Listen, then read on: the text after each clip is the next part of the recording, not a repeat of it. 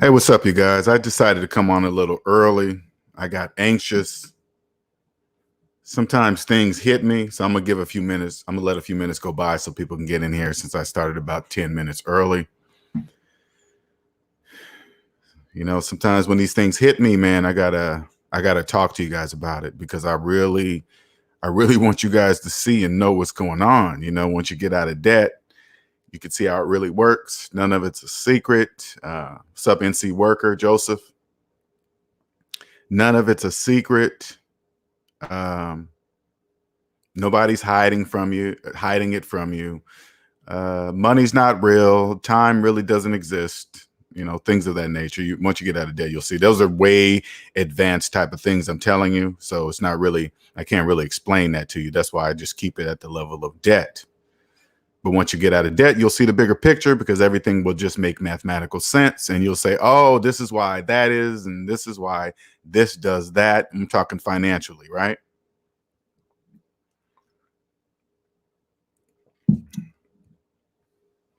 What's up, Urban Bros, Norvell, Quentin, Mark? Welcome. Get on in here. This is going to be a good one I'm going to talk about today because let me start out by saying, those of you that are new to my channel, welcome. It will be unlike any other channel that there is on YouTube. And I'm not saying that just to be bragging. It just is what it is, right? I want to welcome you to the SMD family, Savings Minus Debt family, where we help you get out of debt mathematically, which is actually the only way to get out of debt. Okay. If it doesn't make mathematical sense, it doesn't make financial sense either.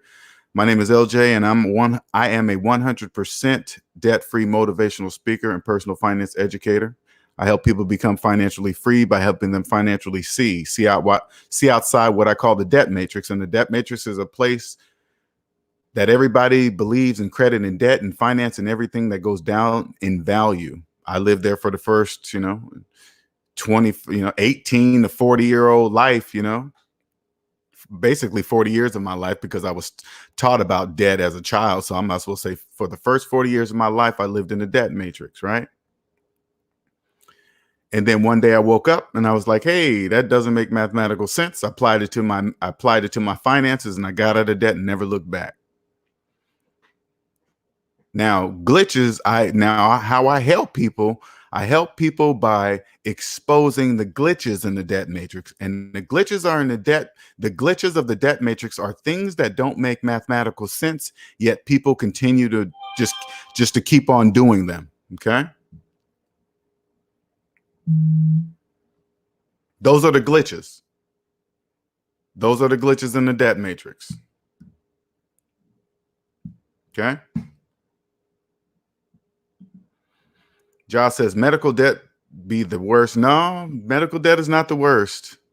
Student loan debt is the worst. Because all that other debt you guys talk about, you think is bad, you can just file bankruptcy and it's gone. It's poof, disappeared. But student loan debt, that survives bankruptcy, economic crashes. It survives everything. Nothing gets rid of student loan debt except what? Your own money. That's the only way you get rid of student loan debt, with your own money. There is no other way. Which leads me into today's topic. Erasing, what did I title this? Let me see. Erase student loan debt, how slaves are created, right? Now I'm going to take you guys at a higher level so you can understand the seriousness of this. And when I say, no, let me take that back. Serious, no, how the system truly works, but you can't see it when you're in debt. Okay. It's obvious once you get out of debt, you'd be like, oh, that's the purpose of student loan debt. Got it. It's student loan debt is how it's the new slavery. It's how slaves are created. This is how slaves are created. So right now, when I'm outside looking in, you guys, okay, so this is what I see. I see them throwing up the topic of student loan debt being erased, right? But in reality, they're not going to erase 1.7 trillions of dollars. They're not going to do that. I don't know why people would believe that. All they got to do is look at that number and see that is not going to happen ever. It's never going to happen. But they just believe it. You know why? Because they're in debt and they're slaves to student loan debt. So they're crossing their fingers. But now, and they don't realize, like student loan forgiveness programs, man, those are slave camps. But we'll get to that. Okay. So this is how they're starting to create slaves. So they're getting the notion out there to say it's a possibility to get student loan debt erased, right? And so now these young kids are going out they're just maxing out all these loans and going to colleges that are crazy expensive. But they're in their minds, they're believing that they might as well do it anyway because student loan debt is about to be erased. They really believe that. So that's part of the plan. I want you guys to understand that is exactly what they want them to think. So they put that into the young kids' head and they started spreading those words amongst their friends. And then enough of those kids say it enough, they'll start to believe that it's true when none of it is even true. None of it. That will never happen. But anyway, now once whoever is going to be elected because of it, right? Once they say, hey, I can't do it, guess what? Those kids are buried.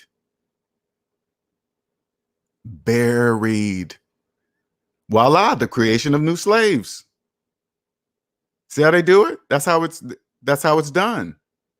Now they got more people ready for their slave camps, student loan forgiveness programs. Those are slave camps.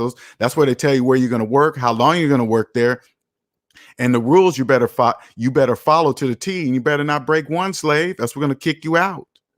All the while, the interest rate on their loans continue to accrue. Continue. Never stops. It never stops.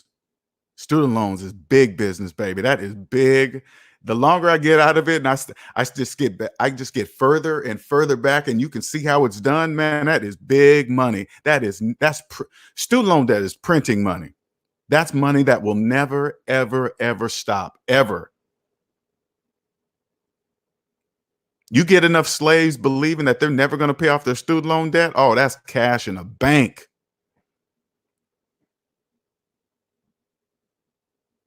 Keep having them, putting them in deferment. They just be stacking that dough, man. And you know, so crazy. This is what's crazy. It's all a choice, okay? But I still feel sorry for people that have given up on ever paying off their student loan debt because they're going to be slaves until they're dead.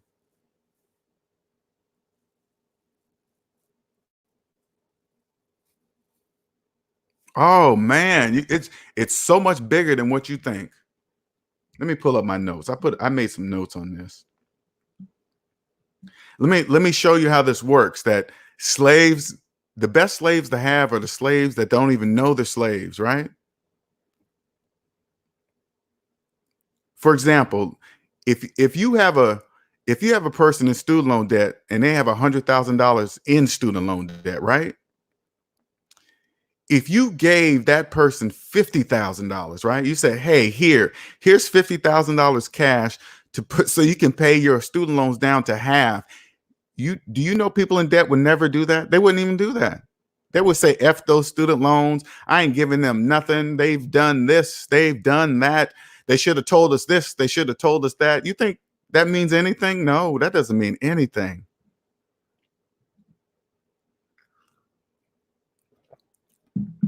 You think slaves know that? They don't know that. How they feel about their student loan debt means absolutely nothing. And they're making them right now. They're being created right now. Young kids just going out, maxing out student loan debt, just maxing it out.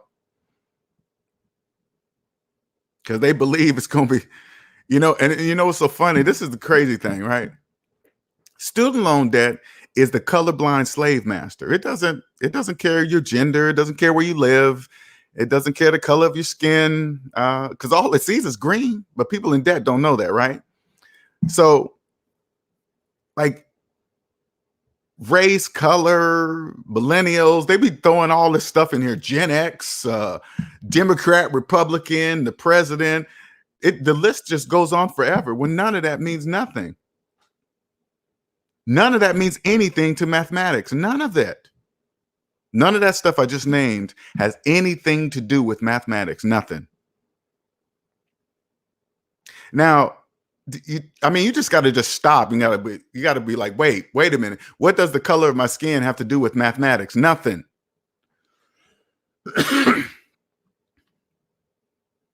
Now, I know you also think that what I'm about to say also has nothing to do with it, but I'm gonna ask you a question. Do you know how much debt you're in?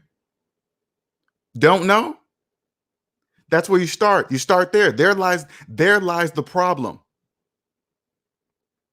If you solve that problem, your whole financial life will change forever. It will. It will change forever.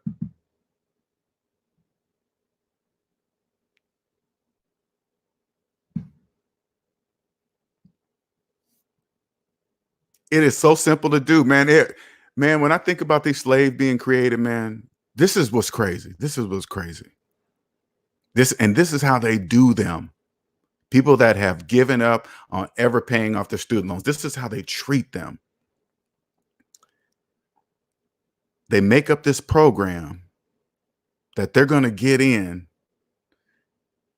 with the promise. They don't even guarantee. They promise, hey, after 10 years of service, slave, we might forgive your student loans, because they're making them follow these rules for 10 years. And guess what? They are promising these slaves nothing in the end. They're promising them nothing.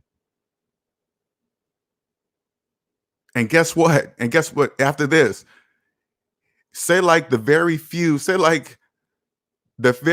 that actually make it through the program and actually get forgiven. Guess what? Guess who's waiting on those guys? The tax man.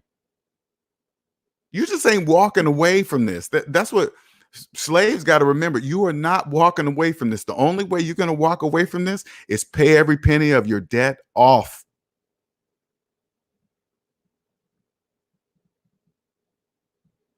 Ain't it funny? People worry about their credit more than not having money. People will worry about their credit score, not realizing they don't have any money in the bank. They'd be like, hey, I don't have no money, but my credit is good. They don't even think. Who cares about your credit? You got no money. What are you talking about?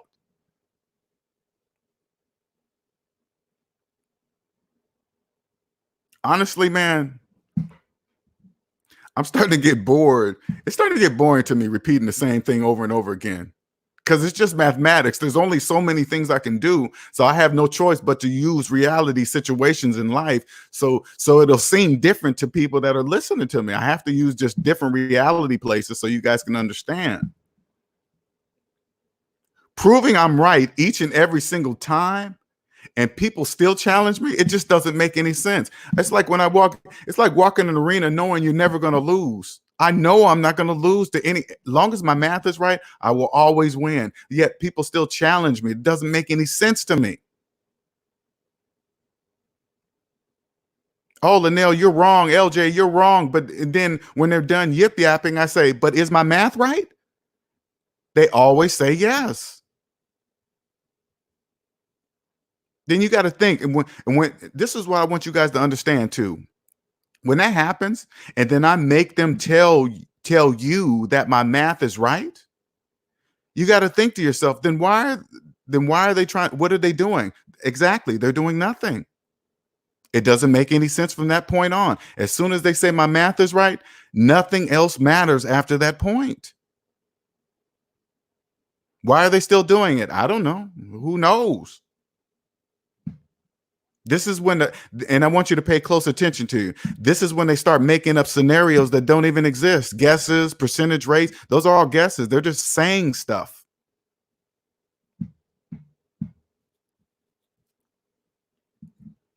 It's weird to see people just trying to find some way around what I say, while at the same time knowing my math is correct. That is weird to me.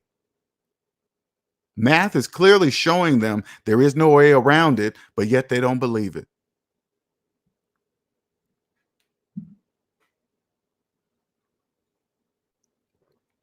Man, you guys have no idea. Student loan debt, man, it is big business. It is big business. Student loan debt is bought and sold. They got forever slaves. They got millions of people that have totally given up on ever paying them off. That is just like, oh, that's like printing money, man. That's the true definition of something that is self-sufficient that will never stop.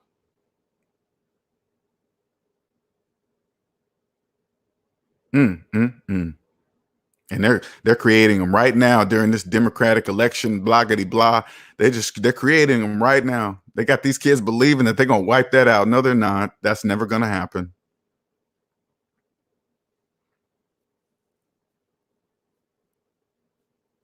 It's like, oh man, whoever designed this, man. Oh my goodness, man. I'm just thinking about it more and more.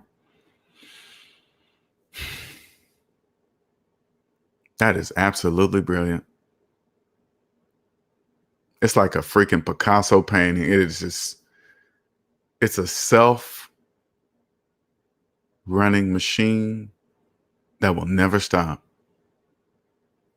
You got you got parents with student loans older than their children taking out parent plus loans. Let me say that one more time. You got parents with student loans of their own that are actually older than their children taking out parent plus loans.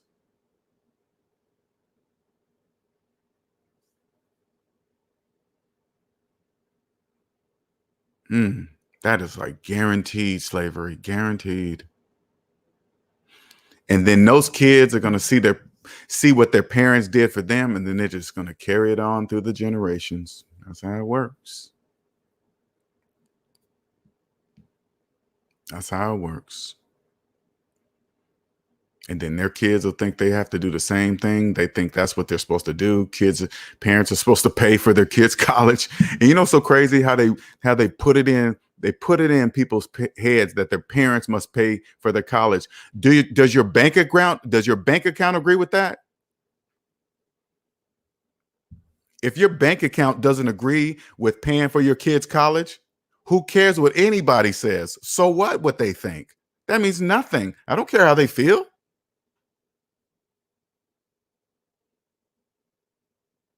And then they feel guilty. And guess what they do? Parent plus loans, locking them in for life. Damn.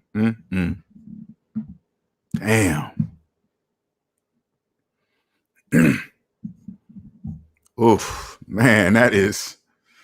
And then it just goes on through the generations, man. That is absolutely brilliant. I'm gonna tell you guys something now. When I was in student loan debt, man, I didn't see all that. I did not see all that. When it's obvious, like when you're in it and you have student loan debt, you don't really realize that it's obvious, right? Like if I take myself back to when I was in $50,000 worth of student loan debt, right? Had I just looked at the numbers for what they are, if I just Googled student loan debt, right, and saw that it was in trillions of dollars, I would naturally equate that to millions of people. Now, if I would have just thought to myself, wait a minute, if I just took everything I had, stopped financing stuff, and took every dime I had and paid off my student loan, I would be totally opposite of millions of people. You know, if I would have just thought about it that way, I would have been like, ooh. Now, instead of thinking everybody has student loans and believe it's normal to pay them throughout your entire life, I would have been like, wait a minute, no, you don't. I don't have to do any of that. I just got to pay my student loans off and I won't have to worry about that. That's all I had to do.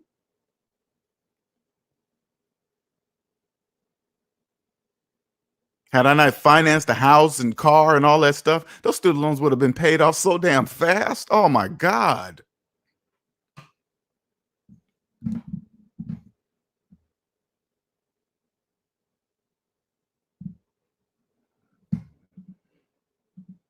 Mark says, this girl I knew had her student loans paid off by her parents. She's saving now for her child.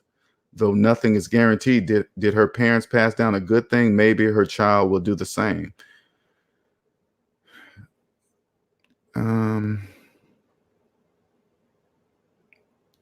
You know what? I mean, if she's saving for her child now, I'm assuming that what her mom did worked because she's actually saving for a child. Because young adults don't do that kind of stuff. They really don't.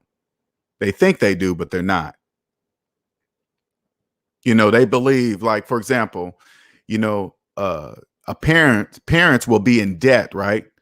And then they'll start up like, say, like a college fund, like a 529, some kind of something that'll grow over time, blah blah blah, right? And they're putting money into it, right? In their minds they will believe that they are doing that, right? Like they're putting a college fund away and it's going to grow and this and that. They believe that, okay? But it's just a belief, because if they just did mathematics, right? And then when savings minus debt equals how much money they have to put in the 529, they would find themselves in the negative. Then they would have to think to themselves, okay, if my finances are in the negative, how am I putting money in the 529? You're not. Once you figure out why you believe you are, you'll be financially free for the rest of your life. But you can't tell many people that, and they won't understand. Even though you can prove it with mathematics, they still won't get it. They'll still think, yeah, I am putting away money for college, when indeed they're not. But if she's doing it now, young kids just don't do that. They don't actually start putting away money. I didn't think about doing that. When I was I had my first kid at 22. I did not say, hey man, I'm gonna start saving for my kids' college. No, I didn't do that.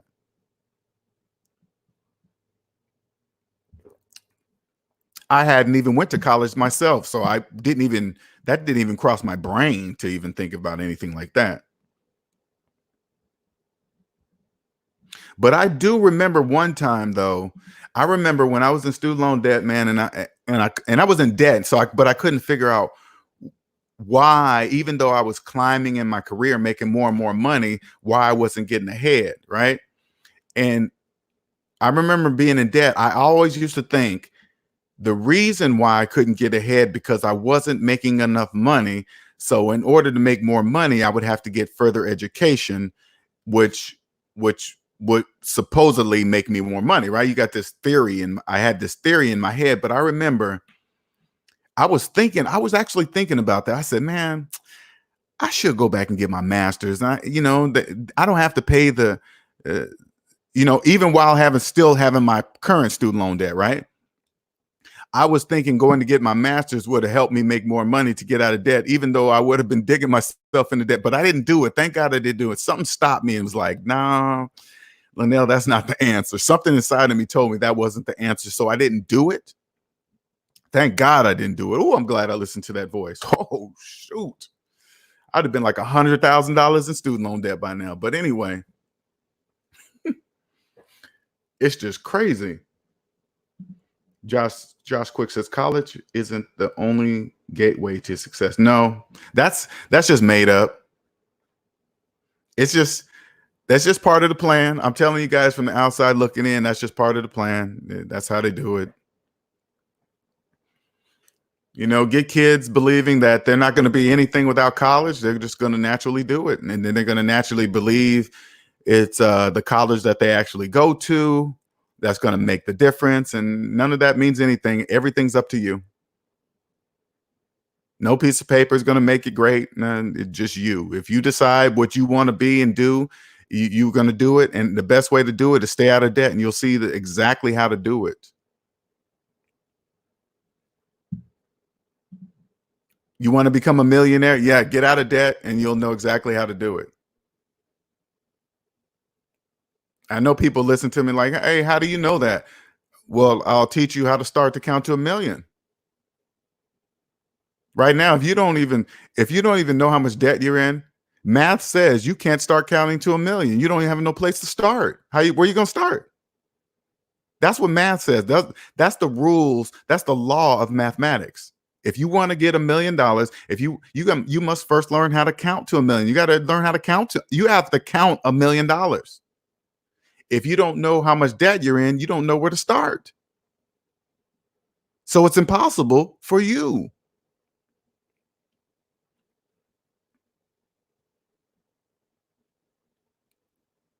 There is no, there are no, there is no way around student loan debt. There's no trick. Nothing's going to get you out of student loan debt faster. Nothing, because that interest rate, nothing's catching up with that. I don't care what investment you do. Let me tell you something right now. If you had your student loan 10, 20 years, there's not an investment in the world that's going to catch pay that debt off faster than you are. That will be worth it.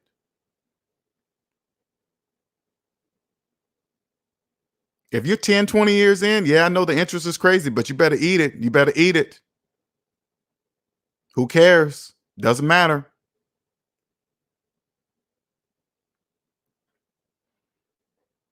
When I hear and see people get upset about student loan debt, I just look at them crazy. I mean, like, what are you mad about? Well, you better stop getting mad. Who cares if your parents didn't tell you? Who cares if the government didn't should have warned you? Who cares if they said this, that? Who cares? You better stop thinking like that. Only people in debt think like that. You'll be a slave until you're dead if you keep thinking like that.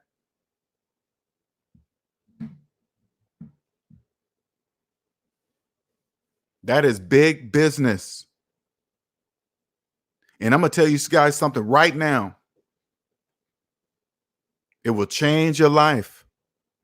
Don't ever, ever in your life, ever take financial advice from a person with student loans that are older than their children. You better not ever. I don't care their profession, especially if they're in a financial, especially if they're in a financial career, financial advisor, whatever. If you have a financial advisor right now that has a student loan older than their children, you better stop using them, because there's nothing in the world that will justify keeping student loans that long. And they're giving you financial advice and they don't know that. You better not use them.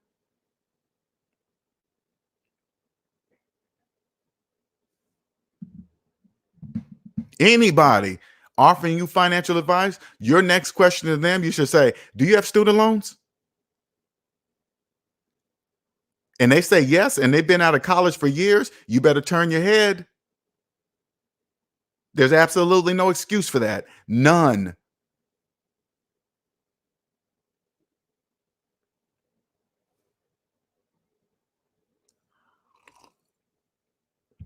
You want to cross over to the economy that the majority can't see? That is not acceptable. You're not coming over here with 25-year-old student loans. You're not. You're not welcome here. That makes absolutely no mathematical sense. And you're giving financial advice?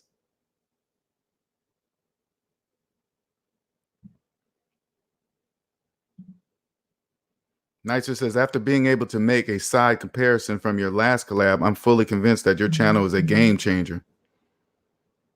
Most definitely, Nicer.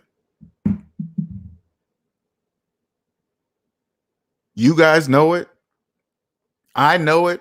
And the S&D family know I'm not even doing anything fancy. I'm doing absolutely nothing fancy. I'm doing absolutely nothing fancy but using the math that I learned in grade school. That's it. I'm not doing anything fancy, nothing. But SMD family, listen, yet I sound brilliant to people in the debt matrix. Brilliant. Oh my God, look at this dude. He is just saying, I'm not even doing anything fancy. I'm not anybody.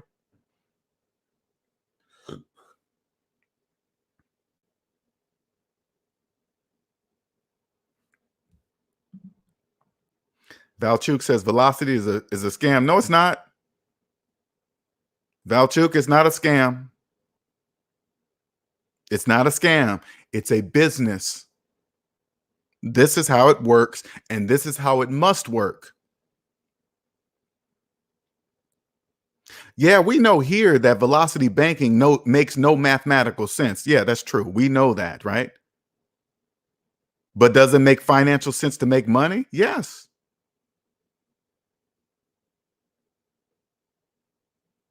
They're selling people that are running away from the pain of paying off their debt. They think there's another way. There is. You go borrow money. That's exactly what they want you to do. Go borrow money. Go get in debt to get out of debt faster. This is what it says. Go get into debt to get out of debt faster. That doesn't even exist. They're selling them something that doesn't even exist. That's why they're selling it to them.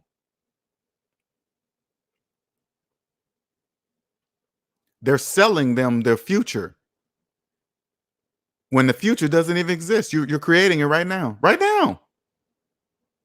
You're creating your future right now. If you're in debt right now, you don't even know how much debt you're in. Guess what? Tomorrow will be the same way, but deeper.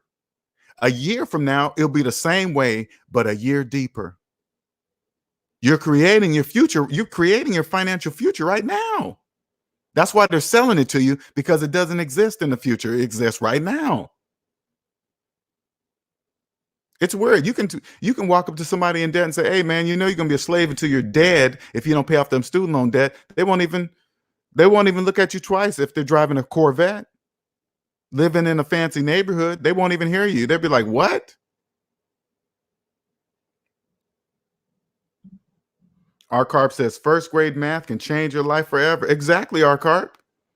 You know, yeah, I'm the voice delivering it, Carp. You know I'm the voice delivering, but you know right now I'm not doing anything fancy. Anybody can do this, right? Anybody can do this. Valchuk says the guy knows it because he didn't use velocity banking to get out of debt. That's probably true, Valchuk. Still, there's nothing wrong with it. They're not tricking anybody. All a person has to do is do the math. They'll be like, if they just did the math, take like 10 minutes out of their life and just do the math. If they do the math, they'll be like, oh, this makes no mathematical sense. Exactly. So then they just know if it doesn't make mathematical sense, it doesn't make financial sense either. So, okay, cool. I'm not going to use it. Boom, done. But you got enough people in the debt matrix, especially under student loan debt. Debt drives them. People in debt don't know why they're chasing money, because they're running from debt.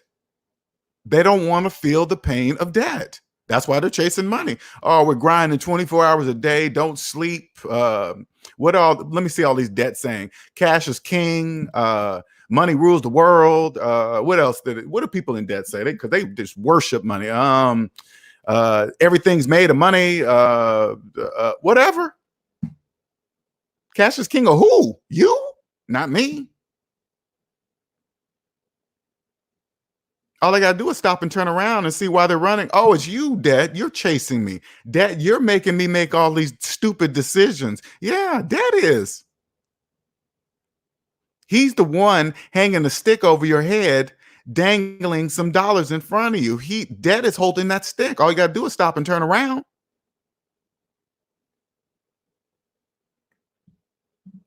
Valchuk said, did he use velocity banking to remain debt free? He's selling misinformation.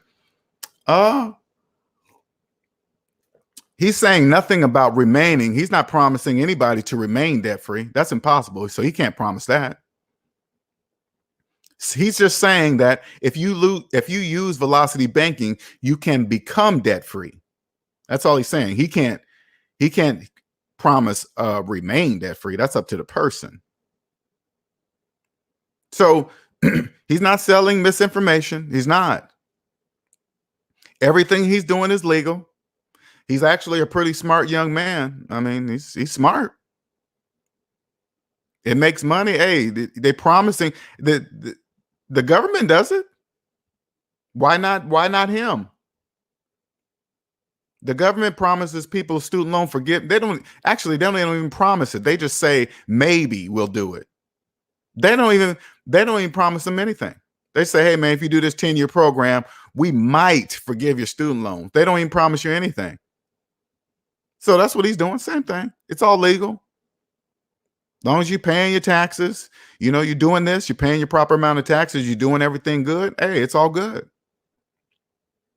What's up, Dave Bourne?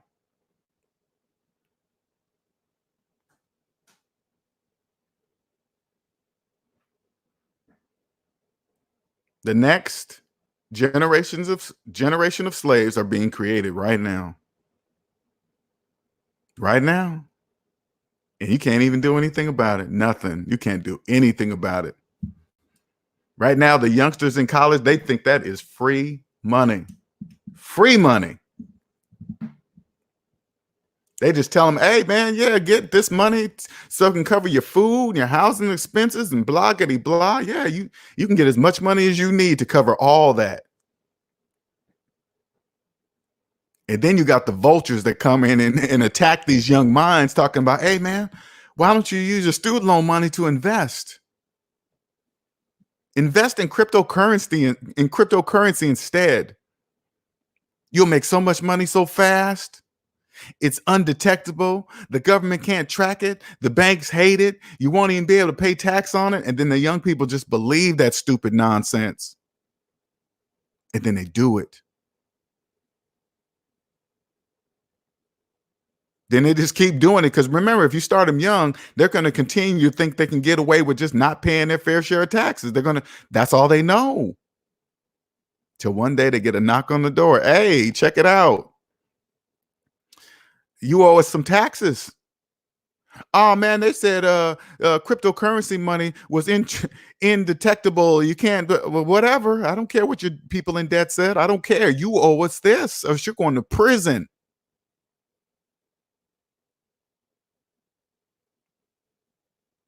Slave.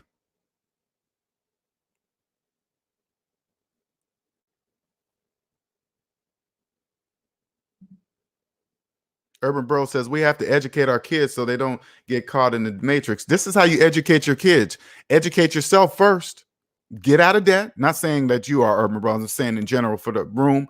This is how you're going to educate your kids. Get out of debt.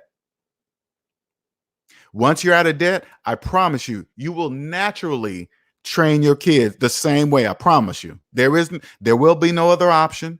You'll say, hey, you're going to do this. This is how you do it. This is how you're going to do it. Now, if they leave the nest and go decide to defy your words, hey, let them discover it. Hey, okay. That's why my mom, dad told me not to do that. Okay. Yeah. You educate your kids by educating yourself. And had I known this at age 22, you better believe all of my boys would have been educated the same way.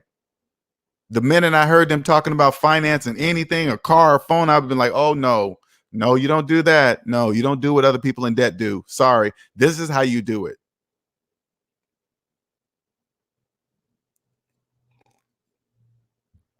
And even with student loans, I'm not saying student loans are bad. I'm not even saying that.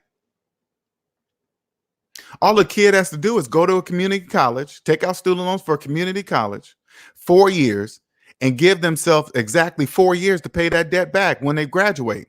They graduate, give themselves 4 years maximum to pay that student loan back. Everything will make mathematical sense because the money's not free. Of course, you're going to pay some interest, but you're not going to be paying on them for 20 years.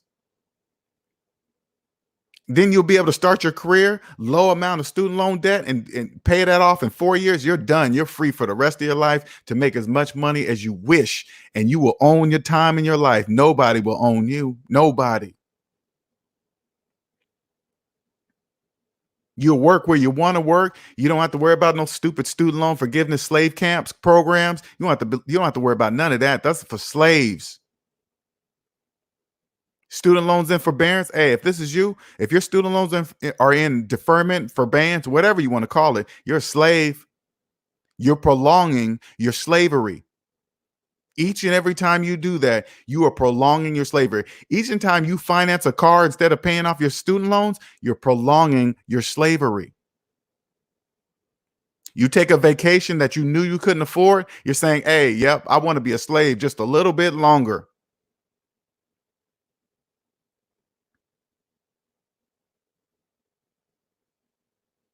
And let me tell you something else, young people. I'm going to save you in your relationship life right now. I'm going to save you a lot of heartache, unnecessary heartache. You get out of debt. Let me tell you something. Once you're out of debt, you will never take anybody serious that is in debt. And especially in debt, don't know it, don't care, think everybody has it. You will never, ever take them serious. I don't care what they look like. I don't care what kind of job they have. I don't care what kind of car they drive. I don't care what city they live in. I don't care if they live in the richest city in the state. If they're deep in debt, you'll never take them serious. That's going to save you so much. You will no longer have to hear, "Hey, you know the number one reason for divorce is money." No, it's not. It's debt. It's not money. It's debt. I've never heard a woman say, "Hey, my husband kept stuffing money in my." I told him to stop stuffing my purse with money all the time. I told him one more time, "You overflow my purse with money, we are getting a divorce." No, I've never in my life heard that happen ever. So it's not money, it's debt.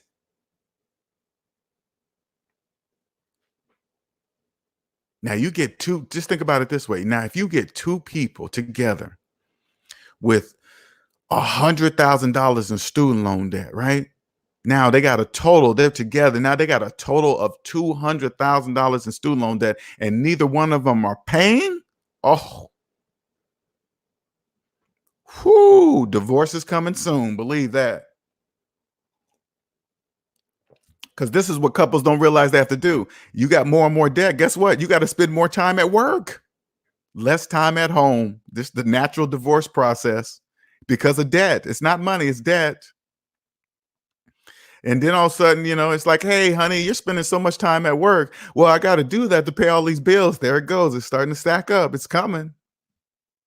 What else am I going to do? I have to put in this overtime. I have to put in this hours. Yep, yep, yep. That's how it happens.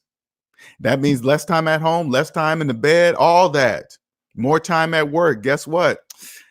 And there's other people like that at work because they're in debt too. So all of a sudden now they have a relationship going on because they're seeing each other more at work.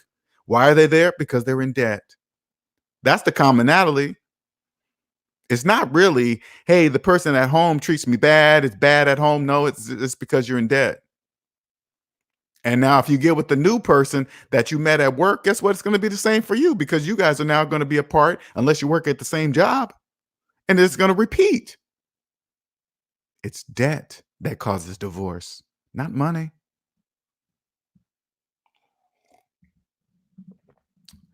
Reckless says, "I'm a friend of NC Biggs, just checking out the channel. I appreciate you. I appreciate you dropping by. Thank you. Thank you for showing up."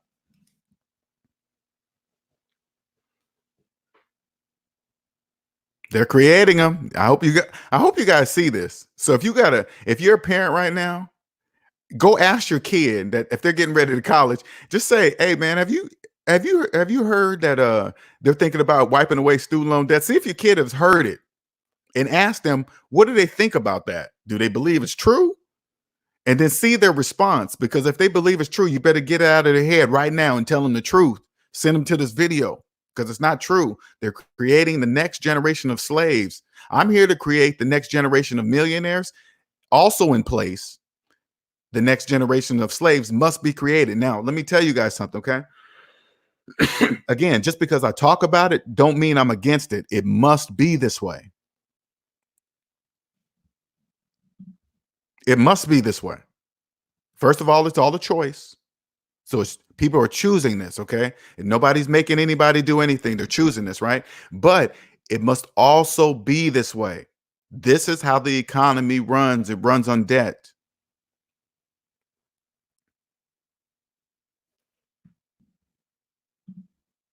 Nicer says, "I remember when you had your lady on with you. That is something I never seen before. A couple on YouTube being candid. Imagine Denzel doing this with his girlfriend. Might be a disaster." I don't know. I don't know. I mean, you got to think about it, Nicer. It probably wouldn't be a disaster because I'm sure she supports him and she probably also believes in velocity banking. So it'll be, I think honestly, it would sound just like me and my girl because we believe in the debt-free way of things, mathematics, and they believe in velocity banking. So it would go just as smooth. It wouldn't really, because like I said, in the bigger scheme of things, the ultimate goal is to get them out of debt, right? But the way the S&D family, we know that it really doesn't teach them anything because the premise of velocity banking is to borrow money to get out of debt. That's the premise, borrowing money. And people that probably use velocity banking is what they've done. They obviously they're getting out of debt. They're in debt because what? They borrowed money. So they're not really learning anything. They're learning that the way to do it is borrow money, I guess. That's just you learn nothing. But if they get out of debt, hey, they get out of debt. But I don't really believe they learn the major piece. And the major piece is to feel the pain of paying back the money that you borrowed. That's a this is that is a undescribable type of pain. Paying back every penny that you borrowed. That is the major thing in the process. You got to feel that pain. Because the purpose of feeling that pain is so it will cement in your mind that you will never do that again. You will never, ever do that again. You won't care what the people around you think or say. You won't care that they say when you pay off debt, your credit will take a hit. You won't listen to them anymore because those people are broke, worried about their credit score. They don't even know they're broke.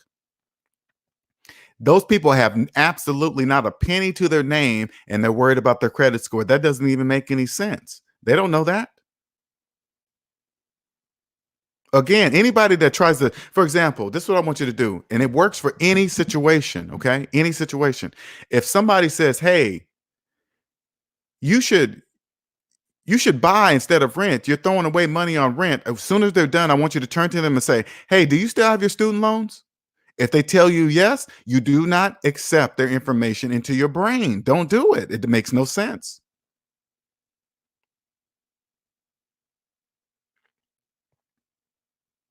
If anybody tells you, "Hey, man, you should invest in Bitcoin," I want you to turn to them and say, "Hey, do you still have your student loans?" If they say yes, that's why they're investing in Bitcoin because they still have their 20-year-old student loans. That's why they're investing in Bitcoin.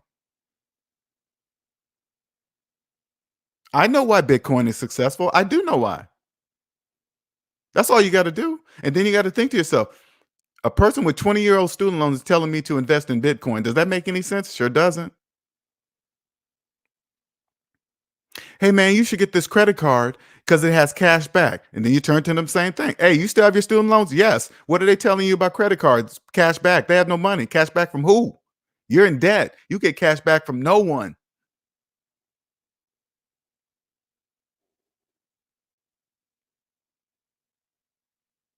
"Hey, man, go to this dealership, man. I got an awesome deal on this car right here. It's 1.2%, 6 years, same bloggity blah." You turn, "Hey, do you still have your student loans?" If they say yes, they didn't get a sale on anything. You can't buy anything with negative dollars. What are you talking about?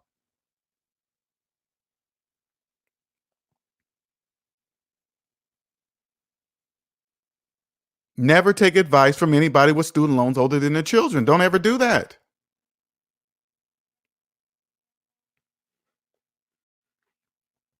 You know who those people are? Those people usually have the newest cars, the nicest houses, the latest phones. Those are those people. I know it looks like they have money, but you got to get out of your head. Wealth is not a look. True wealth is owning the time in your life. That's not a look. You can't see it, touch it, smell it. You can't do anything with true wealth. True wealth is owning the time in your life. That's true wealth. Soon as you own the time in your life, guess what? You have as much time to make as much money as you wish. That's the key. There it is.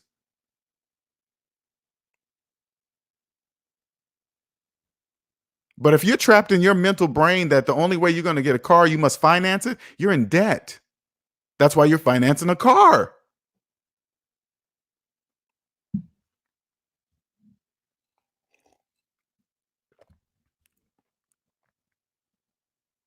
We obviously must be getting low on slaves for the slave camps. See how it all connects? They create the slaves that's going to work at the slave camps, work in areas that people don't want to work. People that like listen, people that understand how money work and they know how to make the most money. They don't work in places like that. They might volunteer there, but they don't work there. Okay? So they get the people in the slave camps to actually work there. See how that works? You work there because you have to work there because that's where they told you you're going to work, slave. How long is my time here, Mazza? 10 years. And you better not mess up once. Nobody in the world can guarantee for the next 10 years they will not have a financial hiccup. People in debt don't even know that. You're guaranteeing them that you will not have a financial hiccup in 10 years of your life. Nobody can guarantee that. Nobody. But yet you did. Those odds are better than Vegas. And you know what's crazy? They promised them nothing at the end. And guess what happens? Slaves sign right back up for more. They sign right back up. Can I have some more? Yeah, slave, get on up there. Let's start this process all over again. And slaves do it. They do it.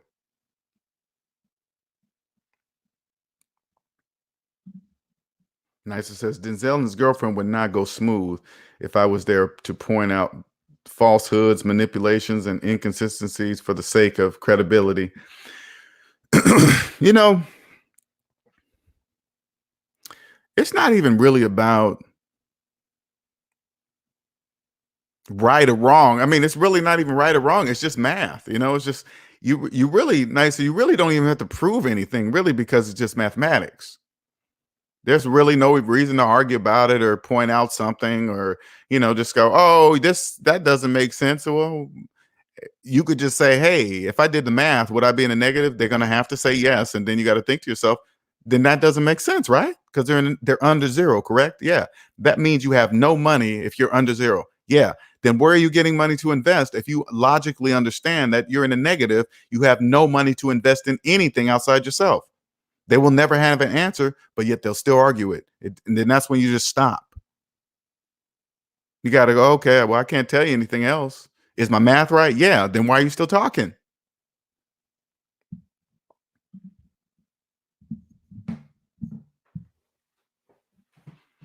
Let me tell you something. If this is you that have,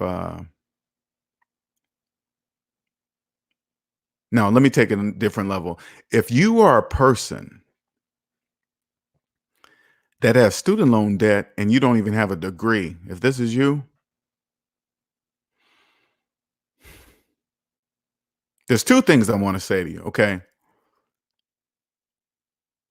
Don't feel bad that you don't have your degree. First of all, don't worry about that.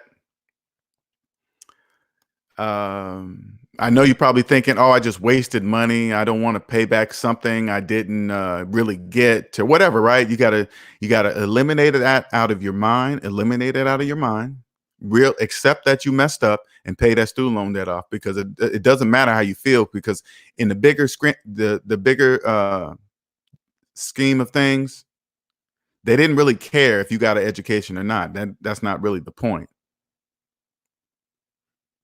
They don't really care if you have it or not. You just owe the money. Okay. Pay it back. You do whatever it takes to pay that money back. Else you're going to be a slave until you're dead. Okay. So get over that. And don't worry about the people that did get their degrees. It's like you see people that do have degrees and you see them, they look like they're making all this money. Yeah, you can physically see where they work. But you got to remember, usually those people have the highest amount of student loan debt. Yeah, they might be making more money than you, but you're probably worth more than them because you're closer to zero. They don't know that. Doesn't matter. Pay your student loan debt off. If you're a person with student loan debt and don't have a degree, pay off your student loan debt and you will be financially ahead of the millions of people that have a degree with student loan debt. You'll be financially ahead of them. Just like that, you'll be financially ahead of them. It doesn't matter what their job title, doesn't matter how much money they make a year, doesn't matter what they're investing. None of that matters. Doesn't matter if they look like they're killing it in the stock market or whatever. Doesn't matter. They're living in a negative. If they don't know they're living in a negative, that means they don't know it's mathematically impossible to invest negative dollars into anything. You can't invest money that doesn't exist.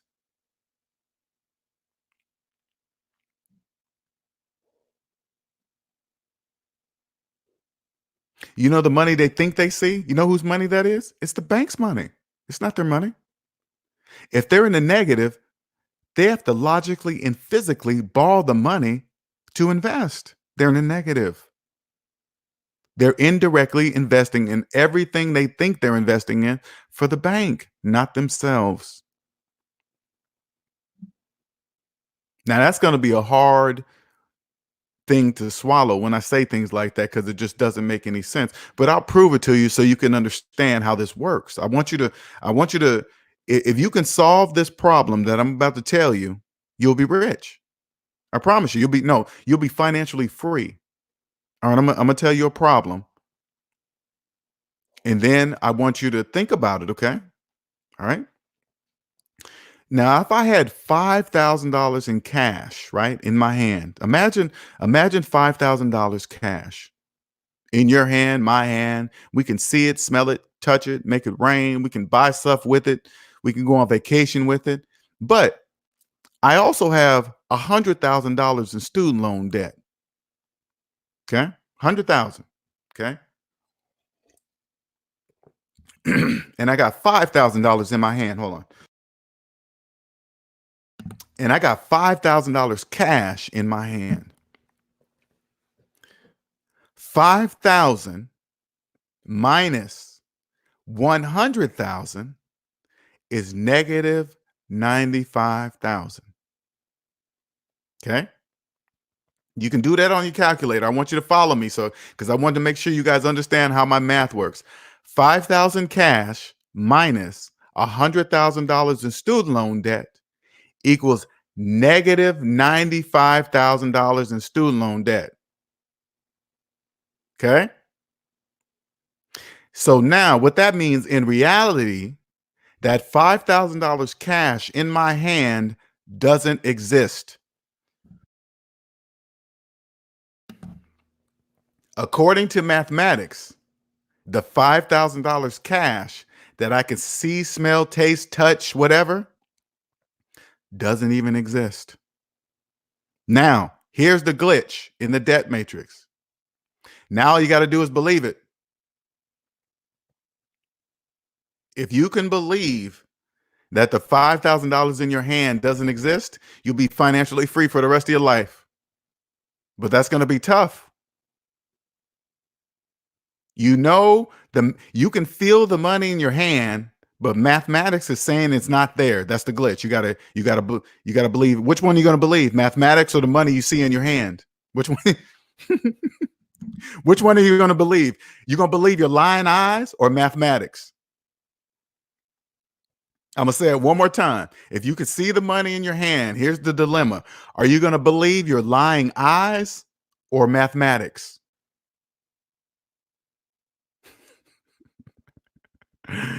Ooh, that's the tough one, ain't it? Tough, ain't it? Like, I'll give you a different example, okay? Say like you made $5,000 a month, okay? And you had $100,000 in student loan debt. You got paid from your job $5,000 in cash. This is after taxes, okay? 5,000 for the month. Right at that moment when that cash is in your hand, 5,000 minus 100,000 is negative 95,000. That $5,000 is not there in your hand that you just worked for. It doesn't even exist. Now, what do? Are you going to believe your lying eyes or are you going to believe mathematics?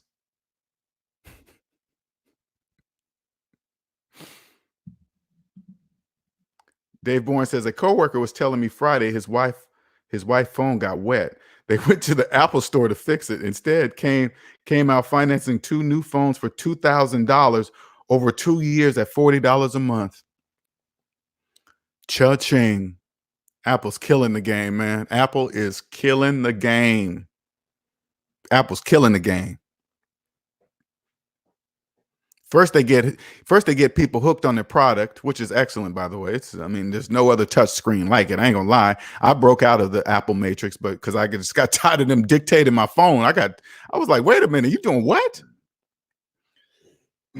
People were shocked when they found out the upgrading of the iOSs was slowing down their new phone. It was like, duh, yeah, of course they're gonna do that. What, you're surprised? So they keep you buying new phones, duh. And then It's so funny. You think Apple didn't know that? They make billions, okay? All right. And then all of a sudden, oh, they got caught. They were really doing it. Yeah, they got a lawsuit against them. How much they pay? Oh, they had to pay 100 and something million. Like that was anything. Those are pennies. That was wrote into the plan. That was the expected plan. Oh, we're gonna have to pay off this much. Though we're making billions over years, we're gonna have to pay probably a few hundred million, but that's about it. Whatever. That's all part of the plan, baby. And then people in debt think they are combo. That'll show Apple. Whatever. Now, none of this is allegedly, okay? I'm just saying allegedly. I'm just saying my opinion. All right. It doesn't mean Apple's doing it. I'm just stating some facts, what happened, okay?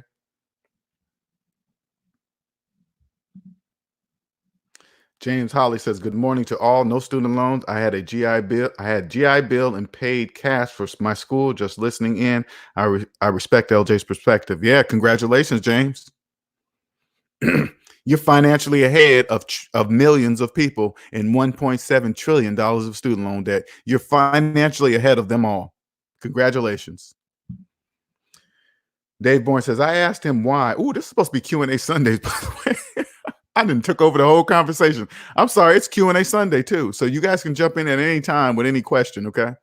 Dave Bourne says, "I asked him why didn't he just pay off the $300 balance on his wife's phone and swap out the phone for the same one and owe nothing. He said they never told him that, just upgrade." Of course they told.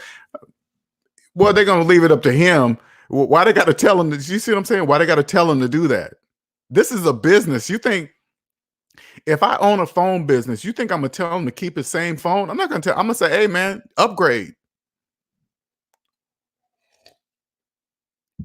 Some people say some of the weirdest things. I want you hold on for a second, okay? I drink a lot of water. 1 second.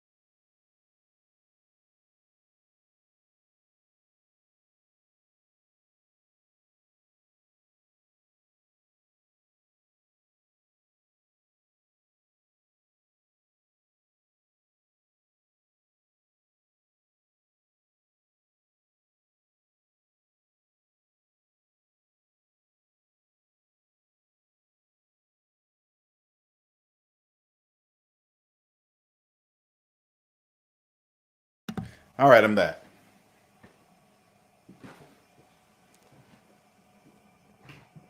Sometimes, man, when I hear, I mean, if you got student loans right now, what you gotta break out of is thinking as it's just you. I understand that when you think about that amount of student loan debt, it consumes your brain. But you got to break out of that thinking it's just you, because all you got to do is Google the amount of student loan debt. It's 1.7 trillion. So obviously you're not alone. You got to stop looking at your amount of student loan debt is large. It's only large to you. Okay. There's some people out there with $10,000 worth of student loan debt and think that is just a ginormous amount. And then there's people out there with $300,000 worth of student loan debt, wishing they had $10,000 worth of student loan debt. See what I'm saying?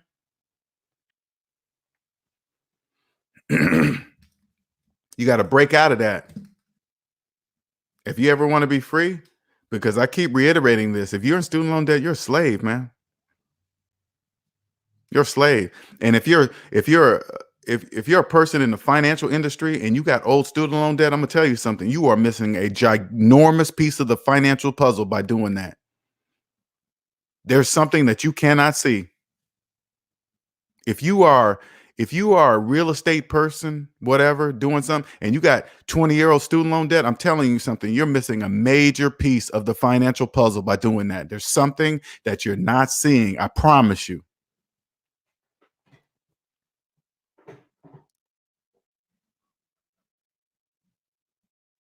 And if this is you and you're thinking, what could that be? I'm just give you a hint. Does it make sense to keep student loans that long? Then why are you doing it? That's why you're missing a piece. If you can make sense, if you can justify keeping student loans longer than actually going to college, You do try to do it. You won't be able to. That's the major piece you're missing. You're doing something that doesn't make any financial sense. So you're missing a major piece of the puzzle. Lauren says, listening to you, I feel like Neo in a subway scene. Instead of running from the Agent Smith credit system, he turns around and fights him. I'm starting to believe after getting out of debt 3 months ago. I'm starting to believe after. Oh, okay, gotcha. Oh yeah, it slowly happens, Lauren, because you got to remember that you've been in debt most of your life. So if it was rushed to you, you'd probably go insane, right? It has to come to you in pieces. And I've been out of debt for years, man. It still comes to me like this student loan debt thing I'm talking to you right now. It still comes. I see the bigger picture. They make the youngsters believe that student loan debt's going to get wiped out. They go in there and stack up a whole bunch of debt of student loan debt. And then in the end, they'll find out that it's not going away. And then they'll be so buried, they have nothing. They will have no choice but to be a slave until through their whole entire life. I mean, they have a choice, pay it off, but the majority won't. And then on top of that, they'll get Parent Plus loans because they didn't have no money for their kids for college. They'll feel bad about it. And then they'll go ahead and sign on the dotted line and it just keep going down. This is how slaves are created.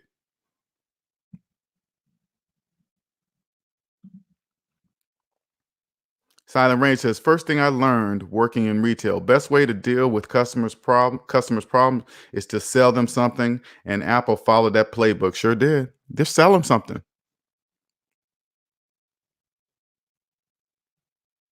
How many people you think right now check their student loan balances on their brand new financed iPhones? How many you think that? It's got to be millions. They probably be checking their balances. A lot of people don't even look at it, but there's a few out there that will check their student loan balance on their brand new iPhone, financed iPhone. Do you see how the student loan it's printed? That's guaranteed money. That investment can't lose. It's never gonna go, it's never gonna stop. The money's never gonna go away because you can't bankrupt it. That's guaranteed money. They can take they can garnish your wages, they can take your tax checks. What are you gonna do? You have no choice. You have to, unless you're gonna sell drugs for the rest of your life. Good luck with that.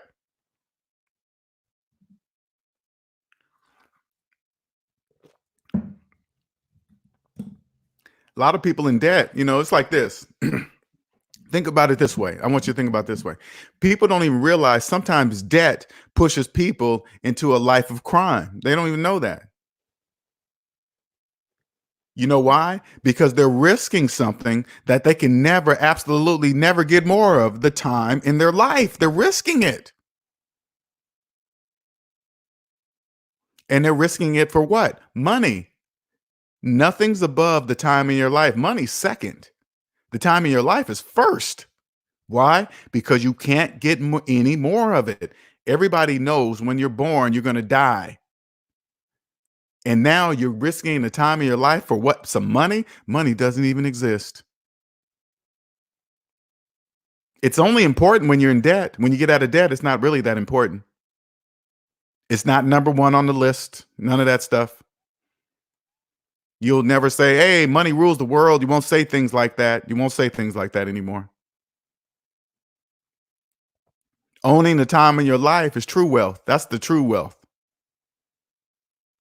So when they're in the debt, they all manage the government. Yeah, when I sell, I don't have to worry about no taxes and doing all. Yeah, that's all true. That's all true. But what you're risking is the time in your life to do it. For what? Money.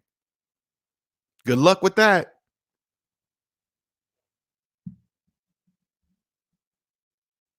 And you get caught up in that. Ooh, good luck of getting out of that mind state. Oh man. DTN Professional Cleaning says, good morning, Linnell, and everyone listening from my car, me and my son. Okay. Hey, what's up, Jaden? Thank you for listening. Dave Sincere says, I was binge watching a TV show called Grownish yesterday while working. One of the guys on the show was graduating college and he met with a financial aid and they told him he owed $196,000 in student loan debt. See, they're making TV shows that relate to people. to make them believe that it's normal to have student loan debt like that, right? So some will say, wow, that's a lot of student loan debt. Some other people in student loan debt say, oh, my student loan debt is less than that. Mine is only around 50. Mine is only around 30. Mine is only around, like, it makes a difference. You're all part of the $1 trillion problem. It doesn't matter. But people in debt don't understand that. So when they watch TV shows like that, it makes them feel like it's normal for that to happen when it's not. Cosmic Wisdom says people need to stop waiting on people to tell them what to do with their money and educate themselves to make wiser decisions. Yep. Dave Bourne says the interesting thing is most of my coworkers never take advantage of this. Most don't know it's available. Advantage of what?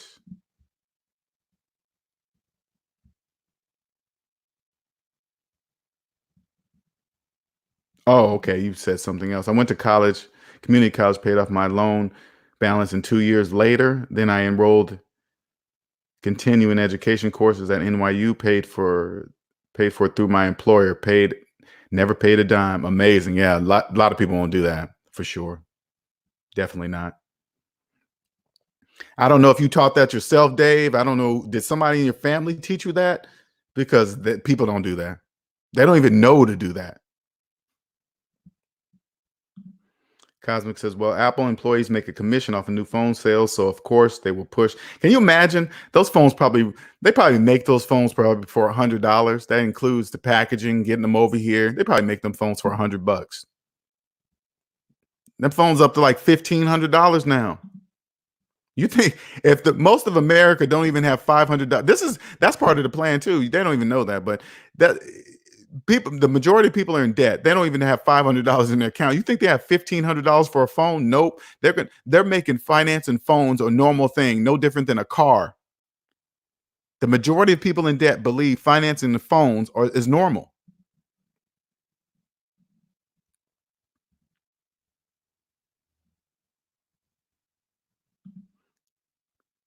Dave Sincere says, over the past 4 years, he was completely naive to the amount. He started panicking. He said he didn't want to sign the documents that showed the payment plan of $750 a month.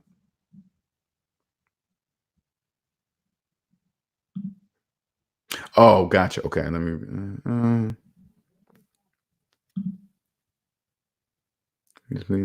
Naive to amount, just like the majority of young college students, they're naive to the amount of student loan debt they're stacking up. He started because they don't see it. Because that's why, listen, that's why they say you don't have to pay. I mean, it's actually brilliant. Because I thought that when I went to college, they make it so cool, but they say, hey man, you don't have to pay. As long as you're in school, you don't have to pay. So they make it completely out of your mind, because if they made you pay during college, you would see the numbers, right? You would see them be like, whoa, this money last year was this year is that. You'd pay attention. But since they say you don't have to pay while you're in college, you're totally oblivious to it. You don't even see it. God, that is just a brilliant plan, man. The more see how it's coming to me. Some pieces just come in pieces, but then I think about it. Wow, that's right. They said you don't have to pay during school. That just makes it so much easier. You're like, cool, man. So you can think in your head, cool, man. Cause so after I graduate, man, I'll get this job and then I'll pay that student loan back easy. That is that is printing money. Student loans, student loan, that's just printing money.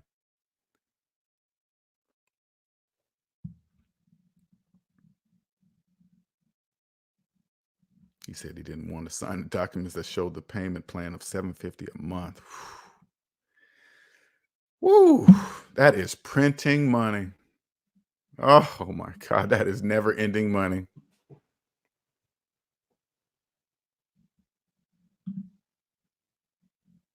Mm-hmm. Oh man, you guys in student loan debt. If you're getting ready to go to college, again, if you're 18 or you're in college or you're in high school right now and you're about to graduate, I'm not saying don't get a student loan. This is all I'm saying, okay? Do what who said that? Dave Bourne said, right?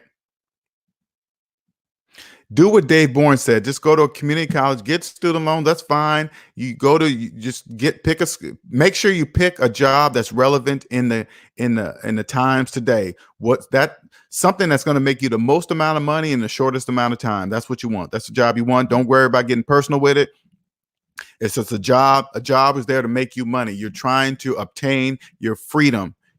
And the freedom is owning the time of your life. That is your goal. Do whatever it takes that's going to get you to that point to where you own the time of your life. That's your only goal. Okay? Go to college. Take however long you go to college, 4 years, take 4 years to pay the loan off. You go to college for 5 years, take 5 years to pay the college loan off. Whatever. Nothing more than the time you actually went. Okay? Nothing.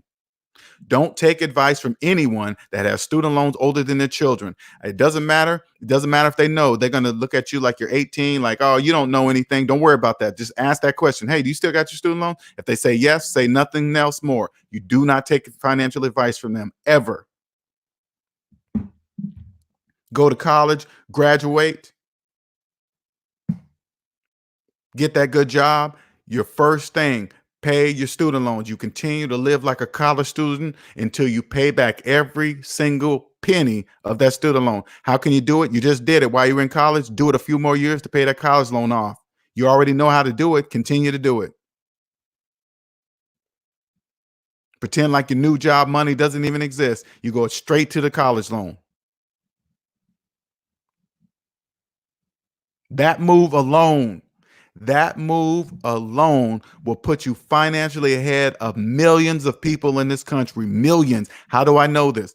$1.7 trillion in student loan debt. That's about 45 million people. You will be financially ahead of all of them.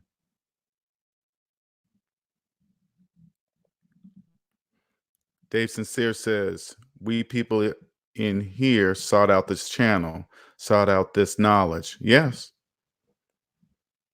That's who, and what's funny, Dave, is that that's who I'm looking for. At first, when I started this channel, I just said, I want to help everybody. I want to help everybody. No, you know who I'm helping? The people that are wandering around in the debt matrix, knowing that there's something wrong, but they can't put their finger on it. I'm looking for those people. And I want you guys to notice that age, when those people, age doesn't even matter. It could be from 19, it could be in grade school at 11 and 10, all the way up to age 60, 70. It doesn't matter. I want you guys to understand math is timeless. It doesn't matter.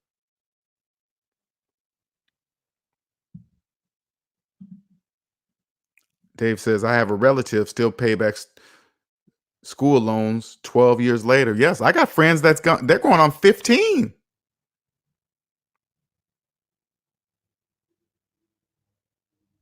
When I watch them go on vacations and do all this stuff, and each time I see something like that, I'd be like, man, you just extended your slave papers for a vacation? You extended your slave papers for a new car? Oh man, I refinanced my house and paid off some bills. No, you didn't. You don't even own the house. Why do you think you can take the money out of a house you don't own and pay off bills with it? That makes absolutely no sense. But yeah, people in the debt matrix believe they are. With 20-year-old student loans, they believe that.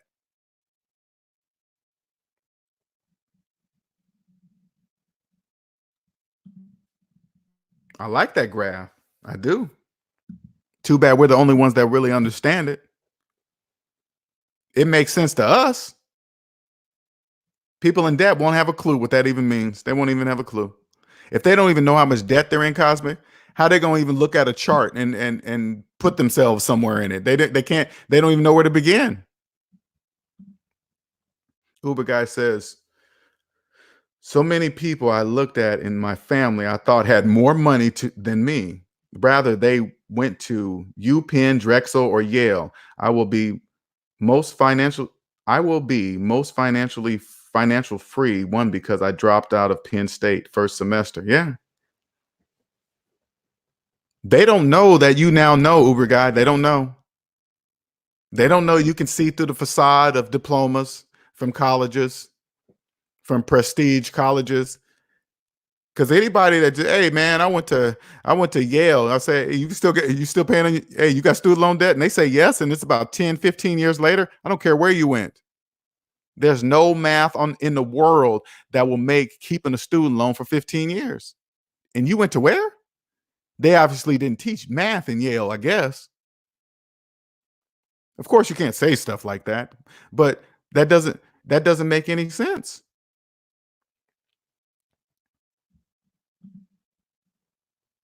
Dave Sincere says these kids of today are so fortunate. We didn't have the internet or YouTube when I was 18, 19, 20, and the info wasn't at your fingertips. Yeah, that most of the kids, they don't understand that they don't have to listen to the old school things that were taught to their parents because they have the internet. You can be anything you want to be. You don't need no college degree. These kids are doing it. There's kids out there doing it. And the kids, I don't know why they don't see them doing it. Hey, if they can do it, I can do it. Yeah, they're human too. They just took the chance and did it. James Holly says, where you grad from doesn't matter. It doesn't matter. Does not matter.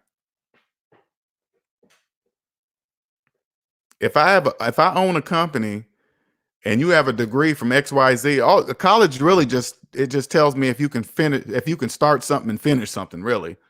I mean, that's what it says to me.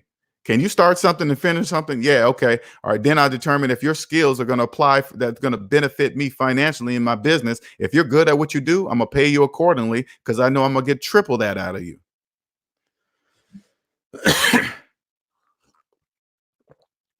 You guys have no idea.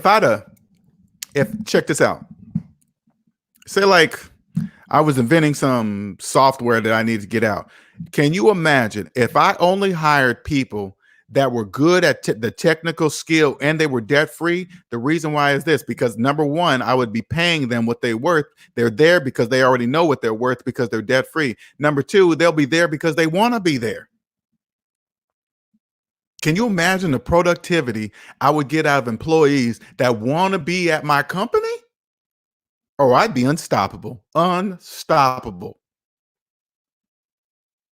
Employees working for me, getting paid for what they're worth, and they are there because they want to be there. Can you imagine the productivity? Oh my God. Nobody from my company would be saying, oh, thank God it's Friday. I'm dreading Monday. Oh my God, hump day Wednesday. None of my employees will be saying that because they will all be there because they want to be there, not because they have to be there.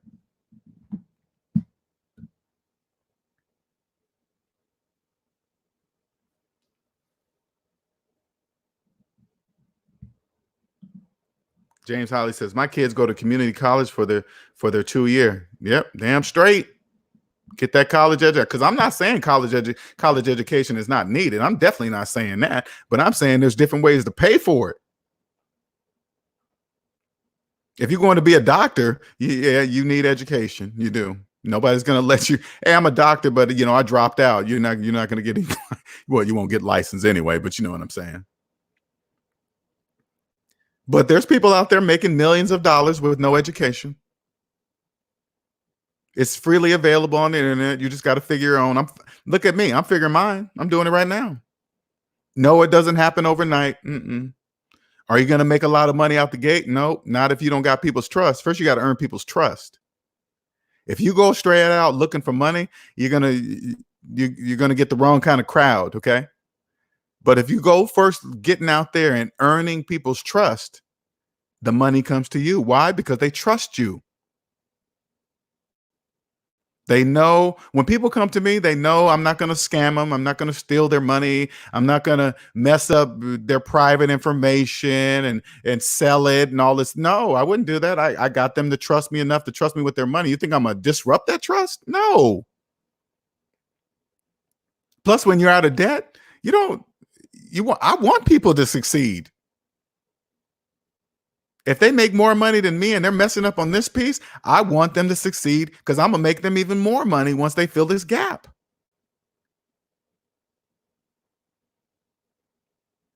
You think I'm going to break that trust by scamming them? Mm-mm. When you're out of debt, there's absolutely, on this side of the economy, there's absolutely no tolerance for scamming people. No tolerance. Know why there's no tolerance? Because there's no need for it.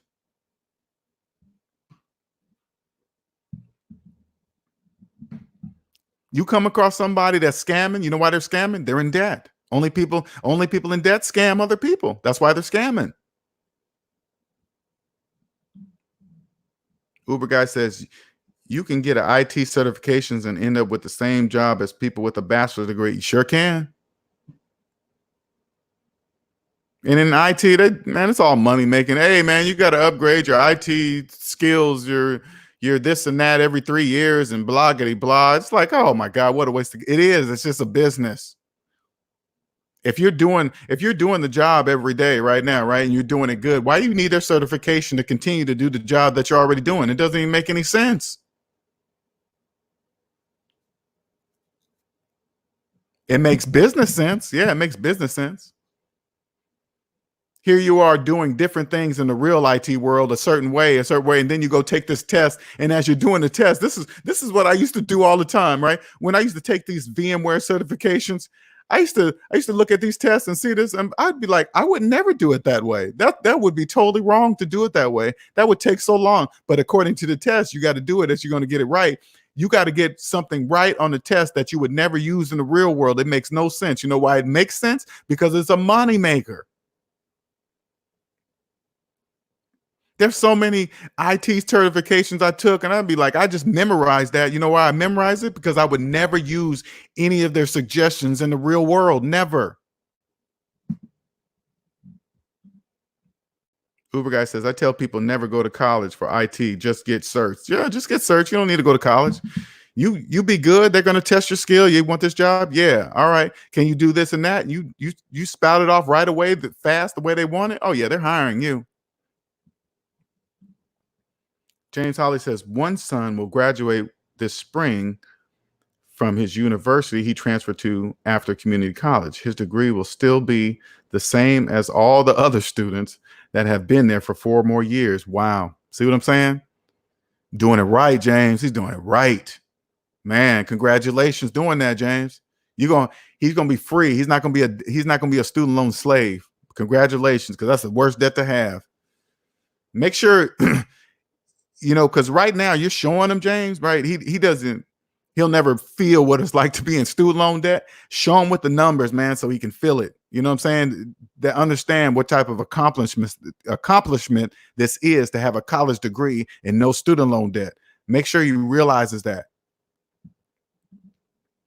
James Holly says another son is 2 semesters from his associates and planning on his transfer school right now. Yeah, doing it right.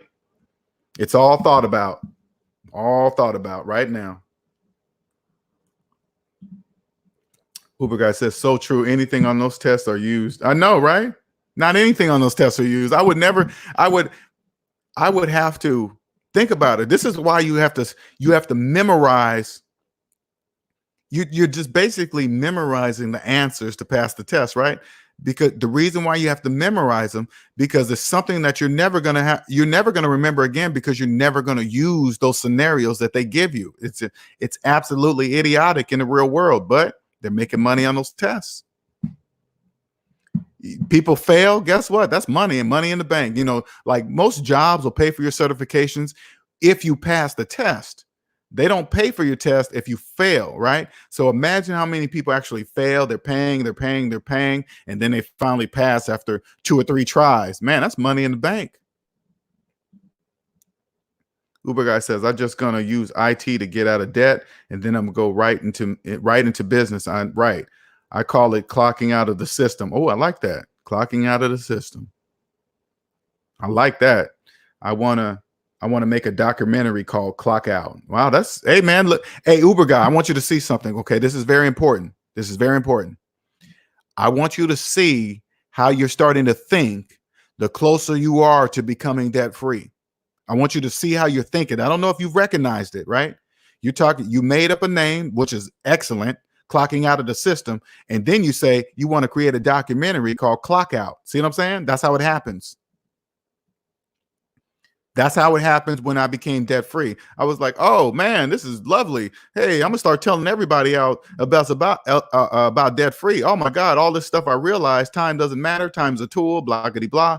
And that's how it happens. So keep going. Cosmic Wisdom says it depends on what you want to do in IT. If you want to lead a global team, college degree is needed.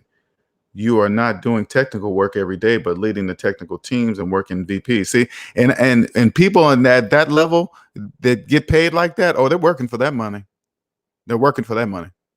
Especially the ones that are in debt. They're really working for that money, because now once they reach that level of that type of money, they get in debt at that type of, usually get in debt at that type of money. And guess what? Now they're locked into saying, I will not be able to survive if I don't make this amount of money. That's how it happens. Cosmic says, I don't see a lot of people talking IT roles at the level which requires technical and business knowledge with people and managing skills. I don't see a lot of people talking taking IT roles at the level which requires technical and business knowledge with people and managing skills. I was never wanting to be at that level. I couldn't manage. I'm not really good at I'm being responsible for other people. James Holly says, thank you. Not looking for kudos, just trying to help it. Oh, I know you're not looking for kudos. I'm glad you're sharing it, because people need to know that you're doing it. You're creating a generation that will do that. Now your kids will do the same thing for their kids. Oh yeah, my dad didn't allow me to have student loan debt. He said, go to this, do that, do the community college, then transfer here and blah, blah, blah. And then they're just going to carry that on with their kids. Gabriel says, that's interesting. SR says, I gotta say, I am winning at getting out of debt. That's the only way you're gonna win. Get out of debt. Keep winning. Uber guy says, yes, sir. You are a huge part of this process. Then I clock out. You will get your million too, like you asked. Yeah, I want my million. Hey man, you're gonna have 20. Okay. You give me one. You're still gonna have 19, Uber guy. Then you're going to pay less in taxes, right? Because you don't have to pay taxes on 20 million, 19 million. So I'm actually doing you a favor, right? I just want you to see how you're starting to think already. That's how it happens. The reason why you're thinking like that, because debt is being moved out of your way now, because debt is blinding. You can't see a lot of stuff when you're in debt. Now that you're getting out of debt, the goggles are going to be removed. Now you're going to be like, oh, that's the road to becoming a millionaire. Yes, that's it. You are the road.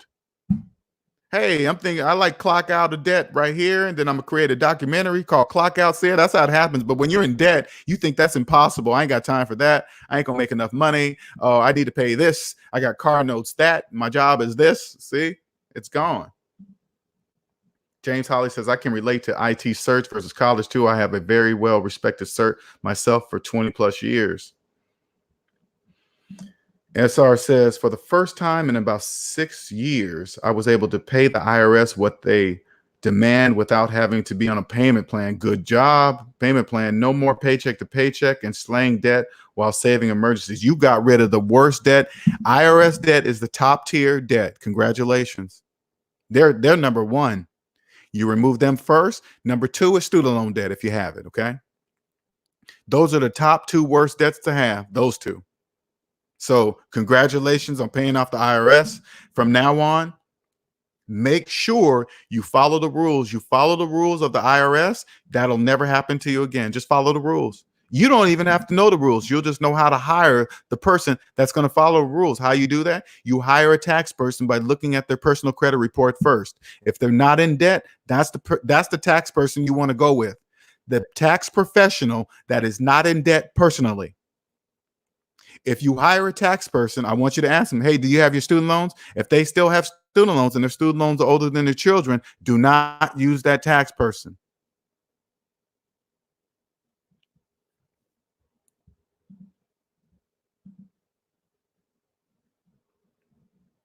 Cosmic Wisdom says, I'm at that level, LJ, and I'm definitely not locked in. Sure not. No, I mean, Cosmic, when I say these things, you acting as if you like the majority. I'm only talking to the majority, Cosmic. You're the minority. I know they don't have you locked in. I know they're not telling you what to do. You are the minority, woman. Okay? All right, just accept it. You're in the minority. They ain't doing me that. I know that, Cosmic. I know that. I'm not even insinuating that. Uber guy says Cosmic got that level project manager, etc. They literally may only make about 10K extra a year than the engineers. I honestly, if I was getting back into IT, I would not even go back at the high level I want. That's stressful, man. That level, you making six figures, it's kind of stressful. Okay, I mean, if I don't know, if I wasn't in debt, like I'm not in debt, I wouldn't. I get in IT, but I wouldn't get in that level. I just would get in a 9 to 5 IT to where I just go home, no on call rotation, none of that. Just go in there, do what I need to do, and leave. I don't want no extra. Once I leave, I leave. No phone, nothing.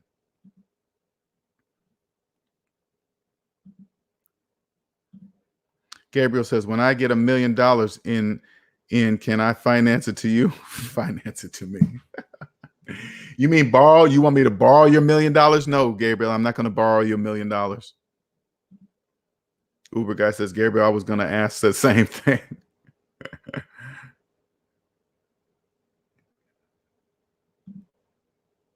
Cosmic Wisdom says, I think others can do this type of thing, to be honest. So just wanted to open people's eyes to various roles in IT. Yeah.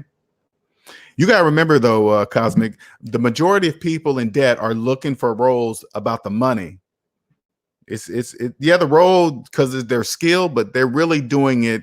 Whoever pays them the most money is where they'll really go to. And that's what it's really about. SR says down to 2,500 on my motorcycle, 35 left on student loans. Last 2 months, I was able to throw 1,500 each month on debt. Wow. My snowball is about to get bigger once the motorcycle is done. Oh, yeah. Oh, yeah. You on it. Okay. I can just tell by the way you're talking, SR. I know that feeling. You know, even though the last debt is the biggest, you know you have a big old snowball to tackle it. You know what I'm saying? And once it's gone, man, ooh, is student loan debt your last debt? Is that your last biggest debt? Cosmic Wisdom says, LJ, but it's so much room for others to join. Yes, there's plenty of room over here, Cosmic. You know that, Cosmic. You know that, and I know that. That's why we know there's plenty for everybody. There's no reason to scam somebody. There's no reason to steal from somebody. There's no reason to step on anybody's toes. There's plenty for everybody. You know that, and I know that. Okay. They can't see that because they're in debt. It's nice that we can show them with mathematics, but until they feel the pain of paying off the money they owe, they will never be able to truly know what we're talking about, Cosmic.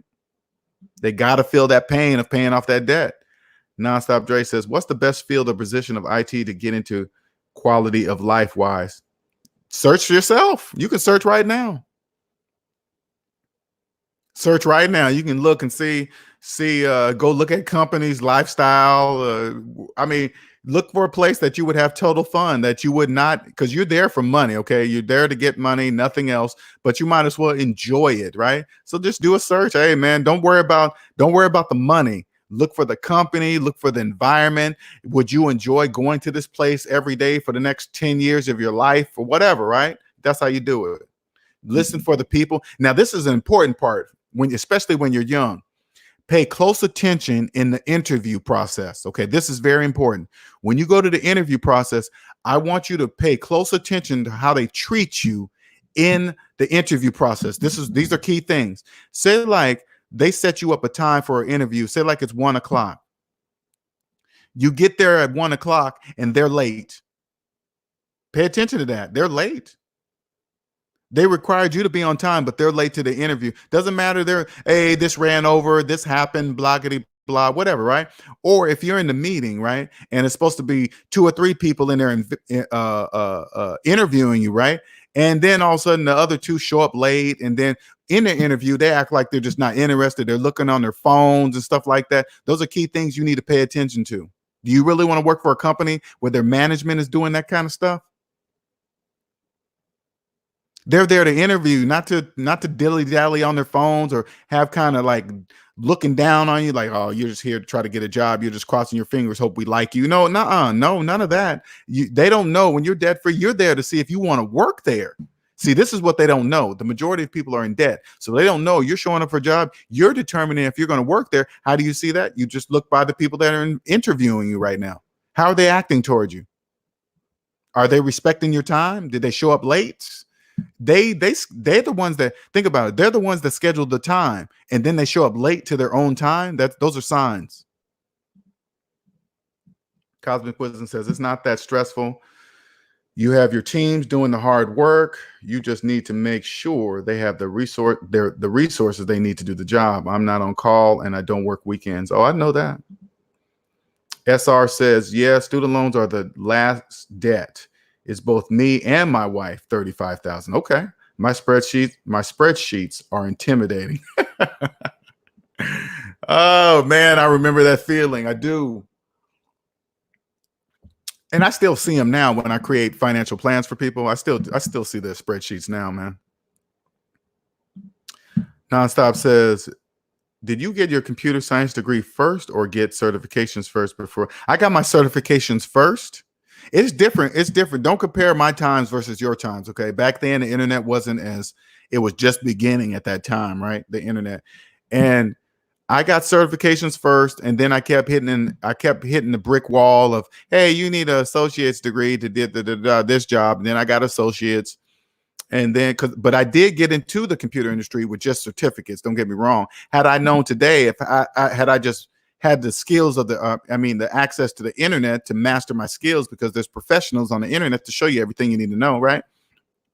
I would have came in talking the right language and they would have just paid me. Trust me.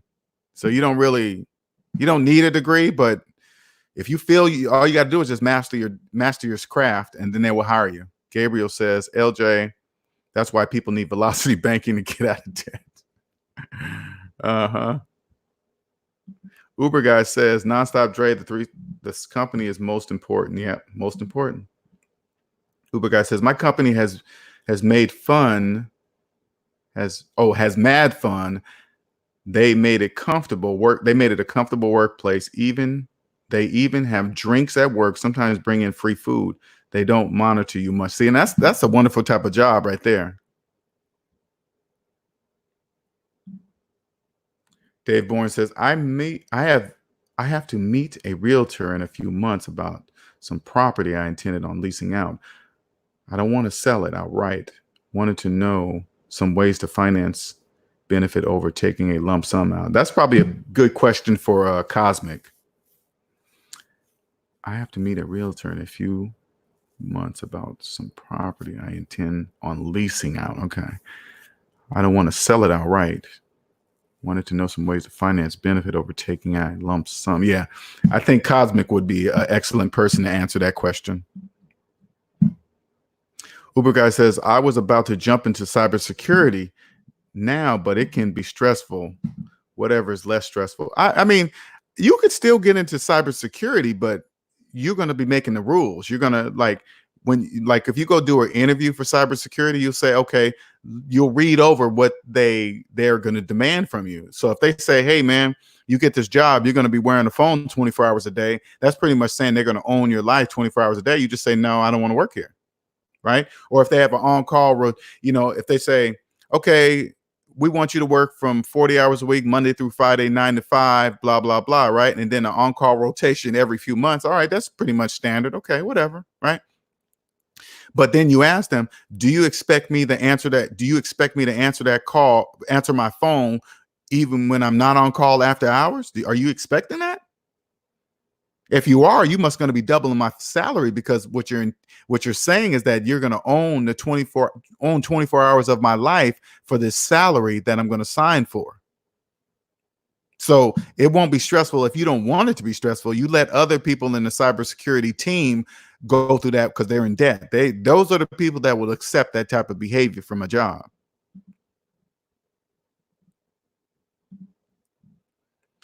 Holly James says, cloud service providers or software-defined networking companies look at those if looking for places, and adds LJ's perspective. Yeah. Just go in. I mean, I'm just telling you this way. Once you're debt free and you go get a job, I promise you, your whole experience of having a job is going to be different, because you're not going to accept the things that you normally accepted when you were in debt. A lot of people accept, AKA working for free, because they're in debt. They don't want to look bad in the boss's eyes or the manager. They want to be a team player. So they're giving up time at home. Only people in debt give up the time in their life for free to be a team player. Only people in debt do that. When you're not in debt, you don't allow that. I don't care what label you put on it, a team player, doing it for the company, take one for the team, whatever. This is business. That has nothing to do with anything. I got student loans to pay. SR says, not intimidating for me. I showed a friend and he was lost. Right. Yeah. A person in debt will look at that and their eyes will get glazed over. The first thing they would see, SR, if they knew their total debt, the first thing a person in debt would do is like, the first thing they think is like, you know how many years that would take me to pay it off? Exactly. They don't know that's the answer. It doesn't matter how many years it's going to take. That's up to you. However many years you just thought in your head, that's the years I guess you're going to pay it off. It's totally up to you. You can pay it off at 10. You can pay it off at 5. It's totally up to you. Dave Bourne said, also, I want to get a lawyer in place before I go to meet my realtor to think it out. What do you think? Oh, yeah, lawyer. Hey, business, lawyers. I don't know anything about buying property, what's the ins and outs, the minerals, where it's going to be landing on the ground, who owns that. I don't know any of that. Hey, lawyer, take care of that. I'm buying this property. I need you to find out everything. I need you to cover everything I don't know about that and make sure so I can see if it's a good deal for me. That whoever that lawyer is, he's going to be worth every penny if he's good at his job. How do you tell if he's good at his job? You go, hey, lawyer, yeah, you still have your student loans? If they say yeah, don't use that lawyer. You say, lawyer, you still have your student loans? If they say yeah, and then you turn to you see their degree on their wall, because they love to proudly put their degrees on the wall, even though they have student loans for the last 25 years, right? And you look at the date you look at the date they graduated, and they say yes, they have their student loans. You don't use that lawyer.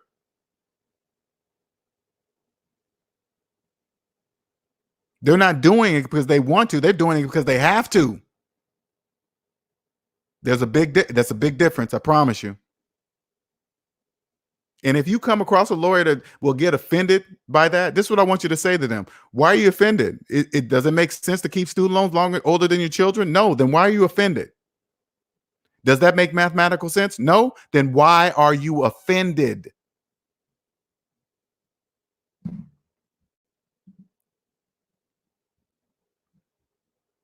SR says, but it's the map and the plan to success. The more detailed, the better. And it's so simple. It's like you're just walking down the yellow brick road. You just say, okay, this one's next. Okay, cool. This one's next. All right, cool. This one. It's so simple to do it. But at the same time, SR, that pain that you're feeling, paying back all that money. I know it's great because you're almost to the end, right? So it's probably gone. But that pain at first when you was first paying back those debts, that stung. That stings. But you realize it's already gone anyway. So I might as well give it up.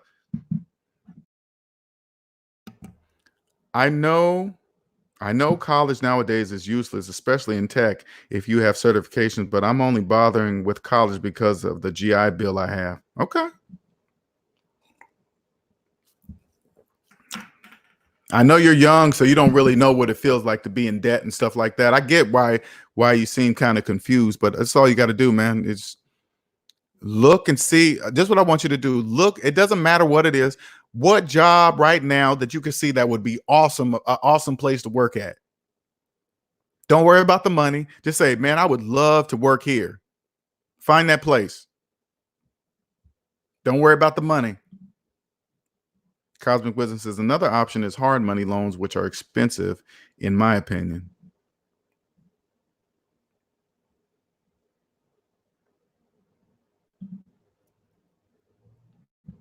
Take the class again out of pocket. Cosmic Wisdom says, LJ, you are so true. I find I like innovation area in IT building, things brand new and building the org versus the org versus the day-to-day support of systems already in place. Yeah. Innovation area. Yeah, that would be awesome. Finding a job you like is night and day. SR says, my calculations are set for me to take my final debt payment to September 2022. But the way things are going, I think it's going to be done way earlier. Yeah. I mean, it's good that you set a date. That's very important, right? So if you get done earlier, you'll know that you've achieved something sooner, right? That's why the purpose of vision boards. You put that date on a vision board, you're coming down, and then you finish that, you get that done earlier, you beat what you even wrote on your vision board. So you got to feel that accomplishment. Dave says, I own property already. Cosmic Wisdom says, so Dave, are you doing a lease option? Okay, you guys talking to each other. LJ equal, okay, slave. Yeah, exactly. Okay, slave.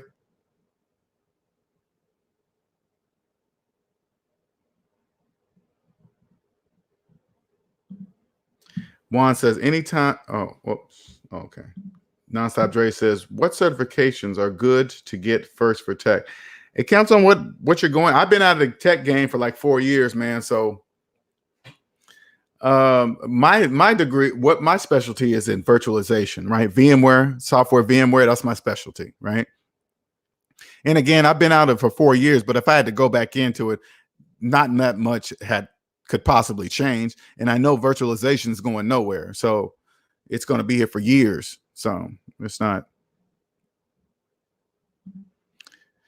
Juan says, anytime you pay a loan off early, you're saving on interest. Yes, for sure.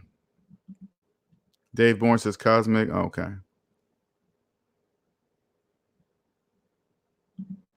Skip the useless A+. Man, that A+ certification is still out there. They're still selling that. Man. A+ certifications like just, they probably still test on stuff that's not even used in today's times. It's crazy.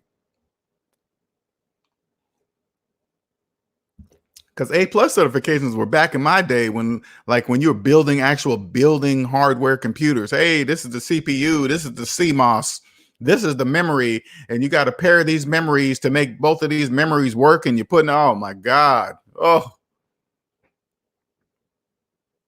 I remember that. You got to learn how to count with ones and zeros. Why?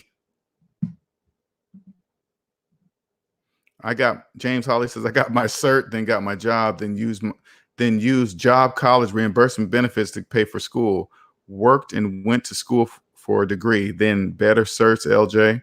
Remember the Novell and CNE or MSC with Windows 95. Oh my God, man. Novell's still not around, are they? I haven't heard Novell in the wrong. Are they still around? I remember that CNE cert. I really didn't go for Novell. I did do my MCSEs. God, I did so many of them damn things, man. Oh my goodness.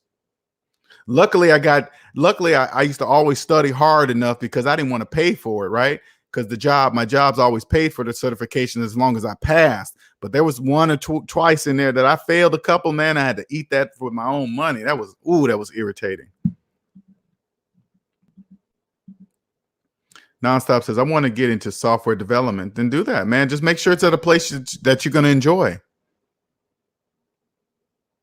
Look around, see what job would be the best job, the best company to work for that does software deployment. Find out who that job is, where that is. Look at the environment. Do they talk to someone, employees? Do they love it there or whatever? And then that's the place you go for. James says, no Norvell anymore. Okay. Wow, man. I remember that. Woo, Norvell. Wow, that was crazy. That's a long time ago. That's like Norvell was what, mid-90s? Was that mid-90s? Juan says, I bought an Expedition for $2,500. Have a buyer already for $5K. Wow. Easy money. Easy money. Nonstop Dre says, I'm learning assembly language now in one of my classes. Now I'm told it's pointless. Assembly language. I can't remember what that is. And if I remember assembly language and they're still teaching it, yeah, that's I don't know why they're still teaching it. If it is what I'm thinking it is, I can't barely remember, but I remember the name. Uber guy says, don't let the recruiters offer you cheap pay. Shoot high and bizarre. Yeah, shoot crazy. Because people don't hear. There's so many people in debt. They just accept the pay that is offered. And because they always, have you ever noticed, like when you look for, this is what you guys need to understand, because people in debt are nervous about this question. When they ask you, what is the pay that you're expecting to receive, right? Now, a person in debt, they're like, "Ooh, man, I don't really want to go too high. They might not hire me." Blah blah blah. You double what they're asking. So say like this. Say like their range was from 50 to 80, right?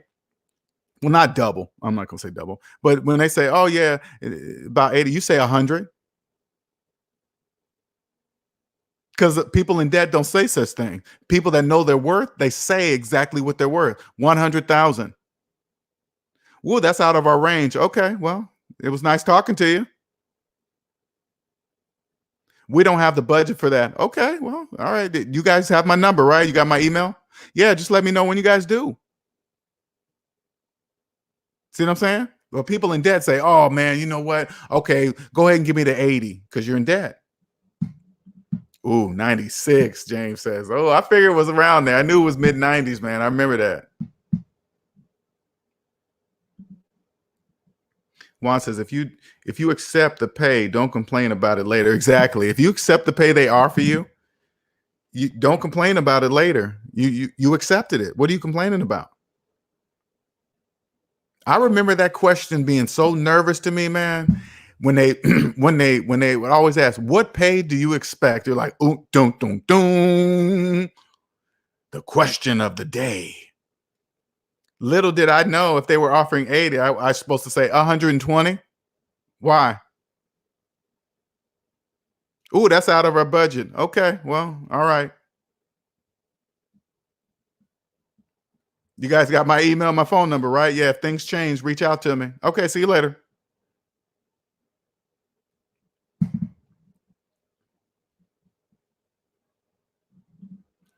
Cosmic says they are teaching assembly language because it's object oriented programming, but don't focus on the specific language, learn the logic. A lot of the systems have their own language, anyways. Yeah, that's true.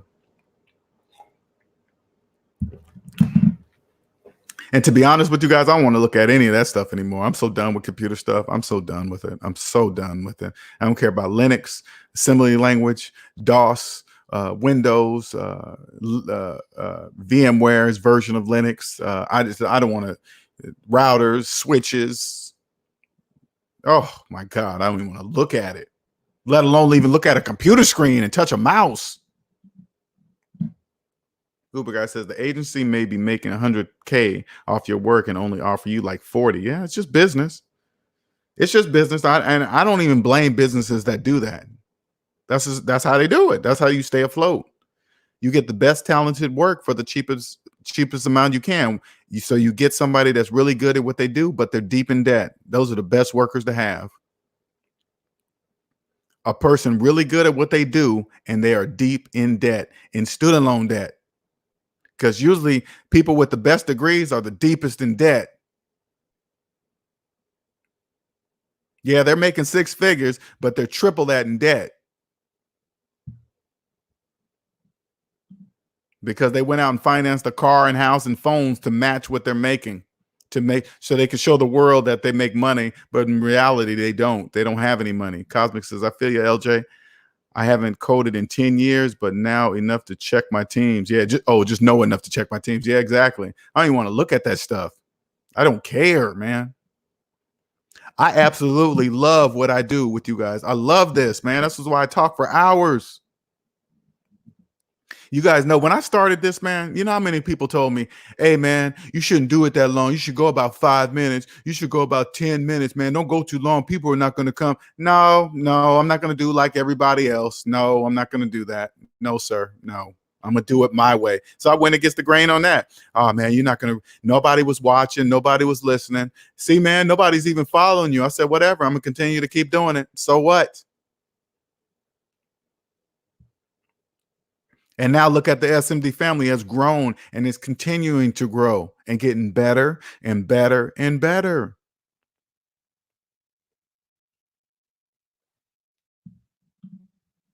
Juan says, what's your thoughts on them increasing the minimum wage? Some people are upset because they believe people will lose their job and inflation will happen. Put it this way, Juan, only people in debt care about minimum wage increasing. Only people in debt care about that kind of stuff.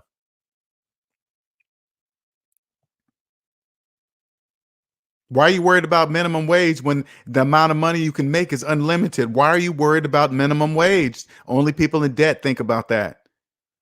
When you can get out in this world and make an unlimited amount of money, you're stuck on minimum wage.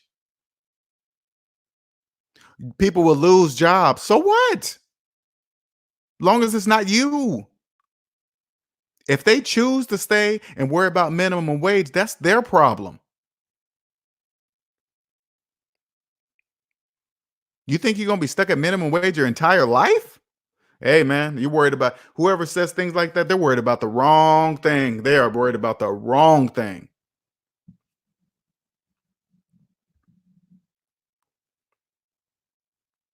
Inflation, there will always be inflation. This is how inflation works. When they go and say, hey, we're going to raise taxes on the rich, inflation happens to the poor. What's so crazy with people in debt? They think, oh, yeah, tax the rich, tax the rich. You think they're going to pay that tax? No, you're going to pay that tax because they own the businesses and they just take those raising of taxes, incorporate them in the prices. And guess what? Inflation to you, slaves. When you understand listen to this closely. When you understand how money works, you'll never legally pay taxes again. That's how it works. So it doesn't matter if it goes up or down. It doesn't matter. If it goes up, inflation happens and you pay, slave, not people with money. Hence why they have money. James Holly says, if you guys want to get any information on certs, I'm your guy. LJ is your money man. I am your cert. I am your career in IT man. But like LJ, I don't give it all away for free. Nope. And one thing I've learned when I first got out into this business, because it was hard to sell people stuff. I don't know. I know that's the weirdest thing to say, but it's hard to sell people, right? Because I naturally want to help people. But what I had to learn was this: if you give it to people for free, they're going to treat it as free. Because I remember when I first started the game, I was helping a couple people for free. And then I would contact them about a week or two later. I say, hey, man, how's that thing going? Oh, man, I haven't even started yet, man. I've been so busy, man. I said, okay, I just wasted an hour of my time with this person. And this person didn't even start. Right. So I said, okay, I have to start charging. So if I charge $60 or whatever I was charging back then and they don't use it, I really don't care because I got paid for my time. I didn't waste my time. So that's the difference. So never, ever, if you know you're good at what you do, don't give it away for free. I don't care if they're broke. I don't care if they have no money, whatever. They got to come up with some money. That's the only way they're going to respect it if they paid for it. Or at least they'll respect it a little bit more. Just put it that way. Nonstop Trade says, I see some students in college driving Teslas, driving finance Teslas, believing they're saving money on gas. They're probably taking out student loans, check it out. Finance and Tesla's taking out student loans. They're probably making their Tesla payments with their student loan money.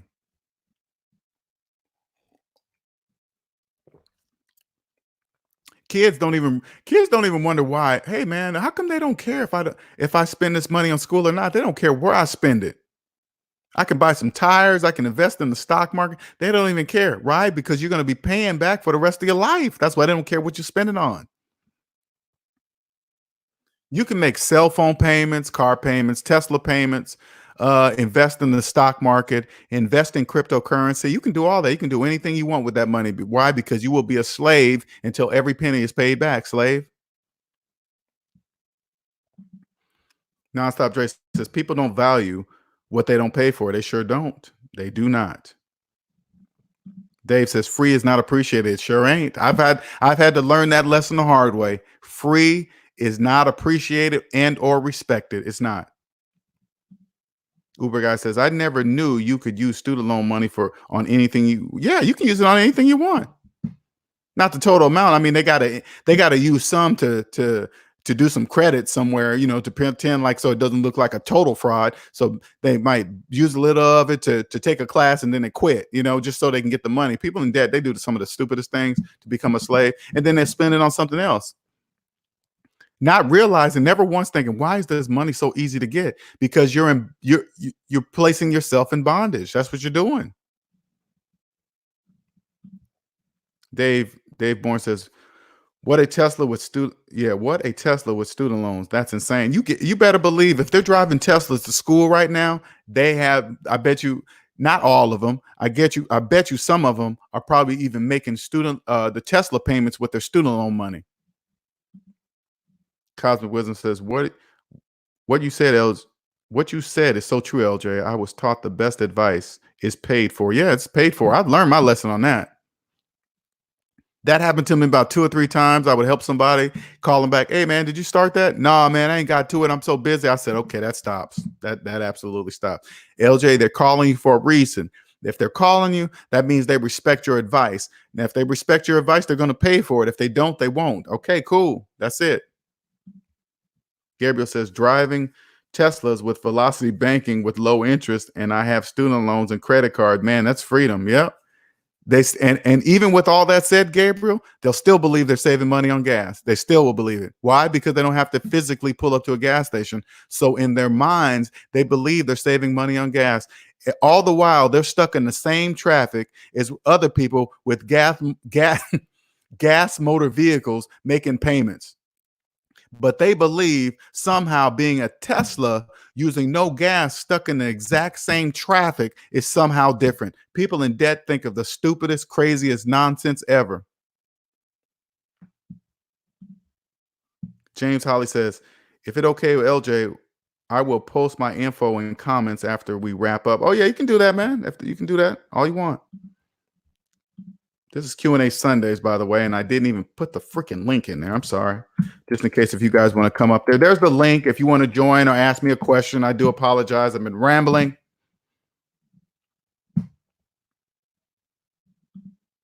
James Holly said, I just laughed. They financing Teslas to save on gas. It doesn't make any sense. Check it out, James. And they're stuck in the same traffic as other people with gas powered vehicles making the same amount of payments, but they think they're different because they can take their hands off the steering wheel and they're not using gasoline. People in debt just think, oh my goodness, oh, I'm better than you, looking in the same traffic. They're stuck going to the same job they hate, but they're doing it. They're doing it gas free. Okay, whatever, person in debt, slave driving a Tesla with no hands. Uber guy says car industry is easy scam. Remember flex fuel? I remember seeing the words on side of cars and trucks, but I never knew anything past that.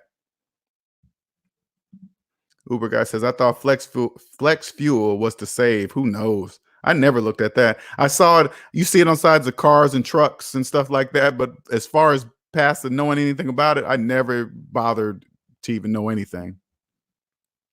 Uber guy says, but I'm fine print. It didn't even say that. Yeah, but I'm fine. Oh. Nonstop says, I hear people brag about their low payments. I'll ask people, can they pay cash for it? They look at me funny saying, of course not. I know, don't they say that? They'll say it to your face. Of course not. Like right there at that moment, it's like you're in a twilight zone. You just want to go, did you hear what you just said? You said, of course not, like it was normal. Like, of course not. Nobody can pay cash for a car. Of course not. I just walk away from them laughing in my head. Exactly. They don't even know. They say, of course not. They don't even know they said that.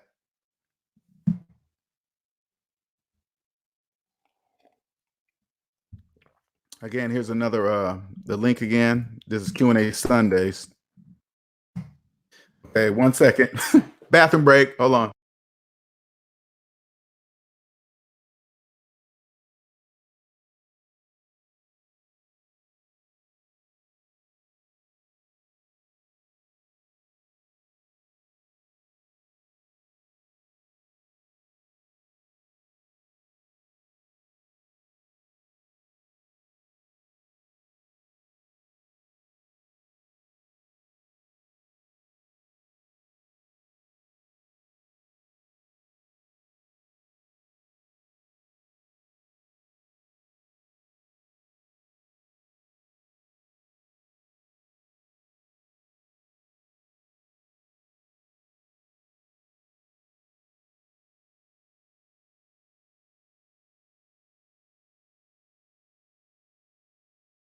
All right, I'm back.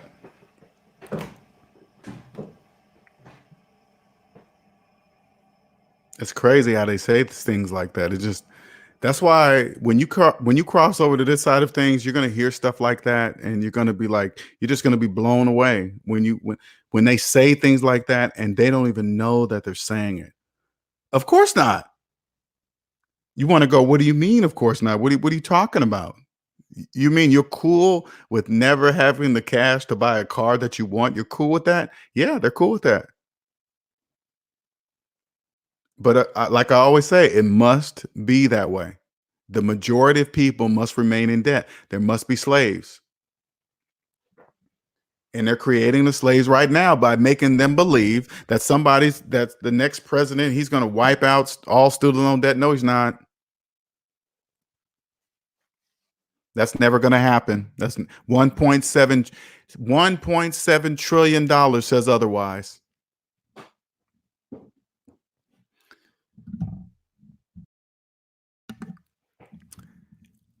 Doing something like that would cripple the economy. It would cripple the economy. All like said, for example, they wipe out 1.7 trillion dollars worth of student loan debt. Okay, so now all that money's gone out of the economy. All those businesses that money is created from people having student loans, they're all out of business. No, that would never happen. But I keep telling you, that's what's happening now. You think those places that they make those slaves work, in those student loan forgiveness programs, you think half those people that are going to working in those places, do you think they would work there if they had a choice to work there? No, they wouldn't. They wouldn't work there. Now, don't get me wrong, people with money that work there voluntarily, yeah, they work there. They work there because they're choosing to work there, not because they have to work there. That's the difference. Don't mix up volunteering, true volunteering versus 10 years of slavery, 10 to 25 years of student loan forgiveness slavery, and you better not mess up on one rule slave during those 10 years. Silent Rage says flex fuel means your car can run off of that fuel made from corn. But what most don't know is that you get worse miles per gallon, but it then from it than regular gas. So you really end up spending more money if you use it. I never use it anyway. Uber guy says coronavirus costs so much to go on sale right now. No interest rates are all way down 3%. We need coronavirus. Oh, that's on purpose, man. That's on purpose. They're shifting money. The wealthy are shifting money. They keep the sheeple busy with the coronavirus. All the people have to do that trip on the coronavirus. They just go, "Hey, man, how many people died of the flu last year?" And they'll see all those many people that died, and they're like, "So how many people died with the coronavirus?" Oh, about 10, 20, maybe. You know what I'm saying? People, wait a minute. You mean the common flu killed hundreds of people or even thousands, but the coronavirus have killed 20? Yeah. And then when stuff like that happens, this is what I do. Okay, what's changing? Stuff's going on sale. Interest rates are all the way down. Okay, something's happening. What's going on? What you doing, rich people? So I just pay attention to that. I don't know everything that they're doing. It comes to me in pieces.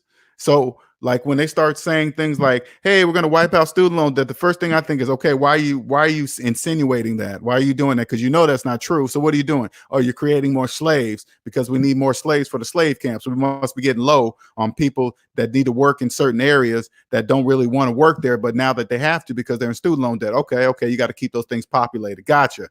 Companies might be getting lows that people that service student loan debt, maybe their numbers are going down. They need to get them up. Okay, they get more slaves, so they get the young people to believe that student loan debt's going to be wiped out. They stack up their debt, find out it's not true. Now they're slaves. Dave Bourne said, "I'm starting to hear it now. I have to reboot my brain. I can hear things." Oh yeah, it's true, Dave. Don't let anybody think you're going crazy. Don't anybody that says, "Hey man, that's not true." You think to yourself, "Who's telling me that? A person in debt?" Of course you think it's not true. You're in debt. So don't let anybody make you feel like you're crazy if you say certain things. No, you just go, you still have your student loan debt? Yeah, that's why you think like that. Okay, keep it moving.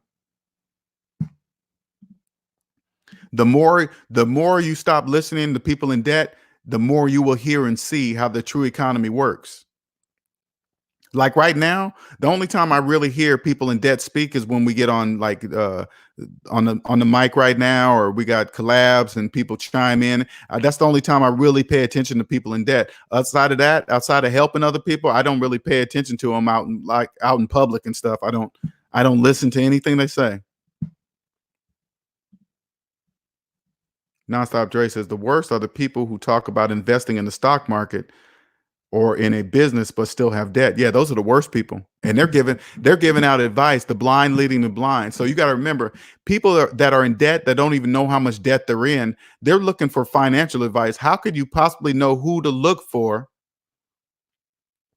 If you're in debt, you don't even know how much debt you're in. How do you even know to look? They got to look at their stuff. They look at their clothes. This is how big people scam people. They just look the part. They wear the nice watches, live in a nice neighborhood. They might go rent a house in a nice neighborhood, rent a nice car. They don't need to own anything. They just have to have that look. So people in debt, they say, "Oh, you must be rich to be able to have all that stuff. You got to be rich, so I'm gonna believe what he's gonna say." That's all. That's how it works. Scams are not complicated because scams don't make mathematical sense.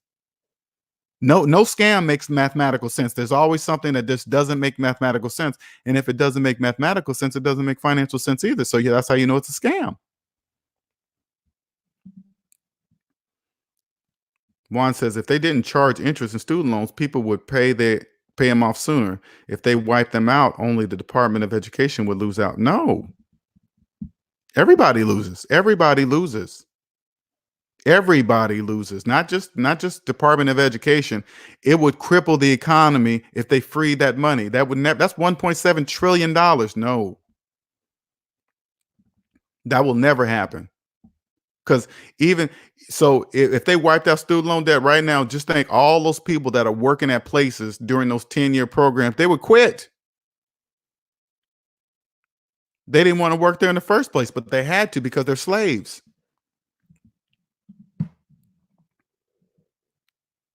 Juan says the coronavirus is another way to get more money raised in taxes. No, I purposely think I don't really has nothing to do with that. I think they're doing something behind the scenes.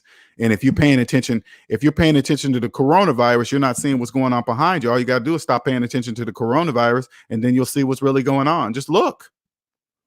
Hey, the stock market is tanking. Oh, they put the coronavirus in to make the stock market do that. Okay, now why did they want to make the stock market go down and lose value or whatever it's doing, whatever the cause of coronavirus is making the stock market do? You got to say, okay, why did the wealthy want the stock market to do that?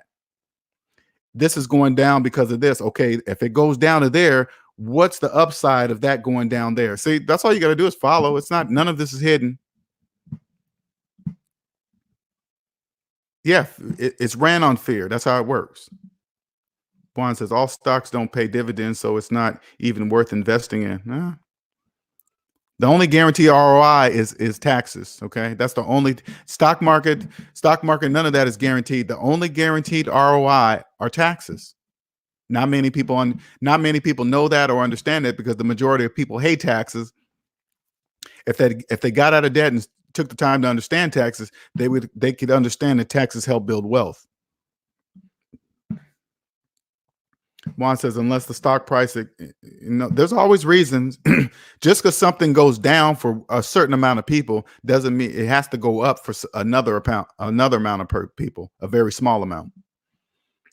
Dave Bourne says, I was in Costco and people were buying water and sanitizer that they ran out. I said the Matrix is working like a charm, exactly like a charm, exactly. Sheeple.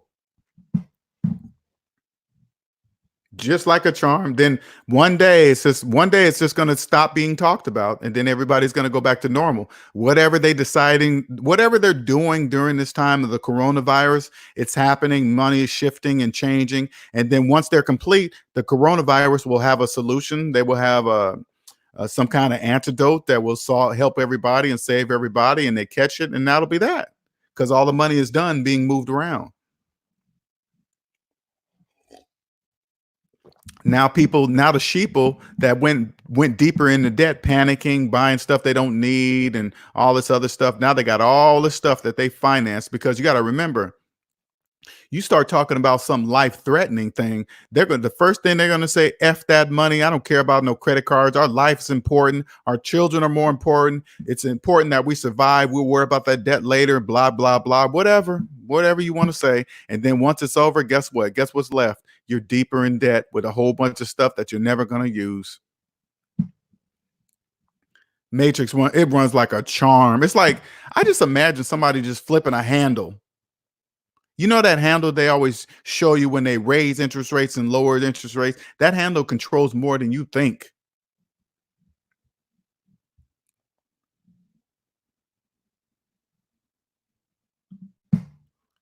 Like that scams, like Dave says, like that scams make no mathematical sense. Scams make absolutely no mathematical sense, yet they keep pulling them. Scams only are aimed at people in debt.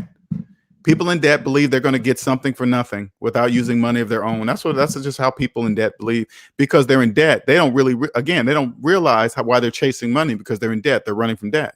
That's why they're chasing money.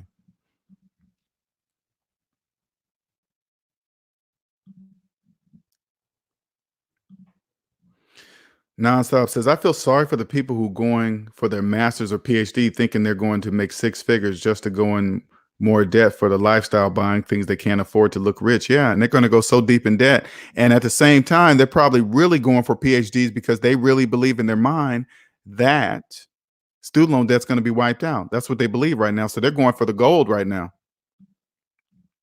They believe, again, see, people in debt believe they're going to get something for free. This is how it works. So they're going in believing that they're going to get their PhD, their doctorate for absolutely free, because their student loan debt's going to be wiped out. No, it's not.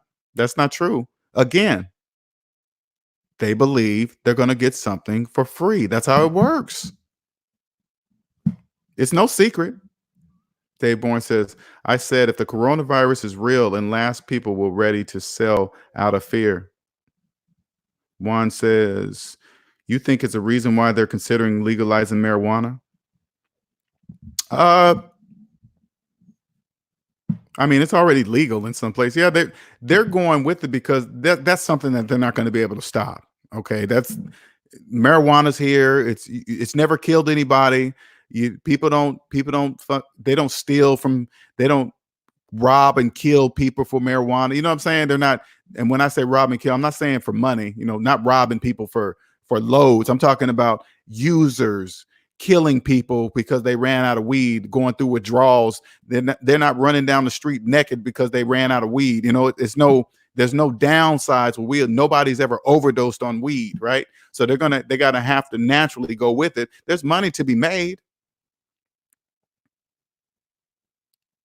There's money to be, and right now they're just old school heads at the resistance. Hey, we've grown up with marijuana being illegal. We're just going to stand our ground, and then soon enough, those people are going to die off, and then change is going to happen. It's coming.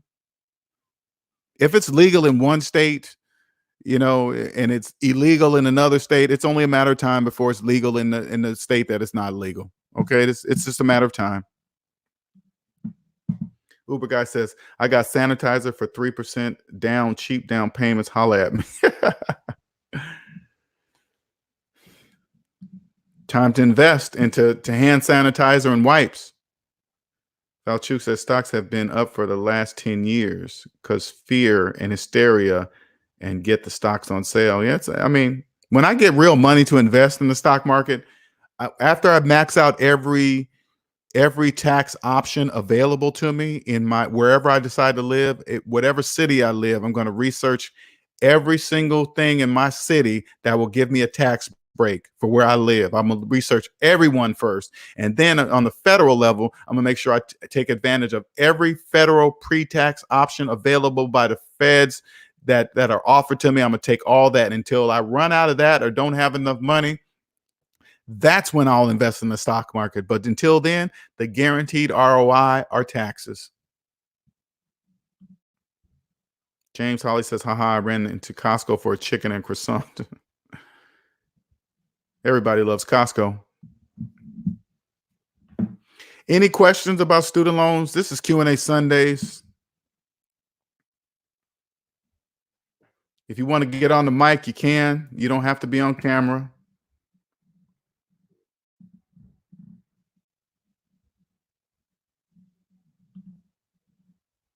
Uber guy says, so didn't the tax plan actually help everyone? Just curious, minus politics. Put it this way, Uber guy, the tax system only helps people who understand it. Okay, it doesn't help people that don't understand it. It doesn't help you. The only people that it's going to help are the people that take the time to understand it. Not the people that are trying to break the rules, do tax evasion, hide money, all this other stuff. Not those people. The people that take the time to understand the rules, saying, oh man, taxes are bad. They're stealing from us. Why they get to take that much money, blah, blah, blah. If you take the time and understand the tax system is the backbone of the whole economy, the very reason why you can go to prison. People in debt don't really understand that and say, wait a minute. If I do tax evasion, I can go to prison. Yeah, you can go to prison. Why don't you figure out why you go to prison for doing tax evasion? Juan says, do you think saving your cash is better than investing in a 401k? Because I just say if something were to happen, you can't touch that money until you retire or lose your job. No, you first of all, you can touch that money anytime you want. You can take it out anytime you want. Okay. Anytime. Mm. No, I take that back. Sorry.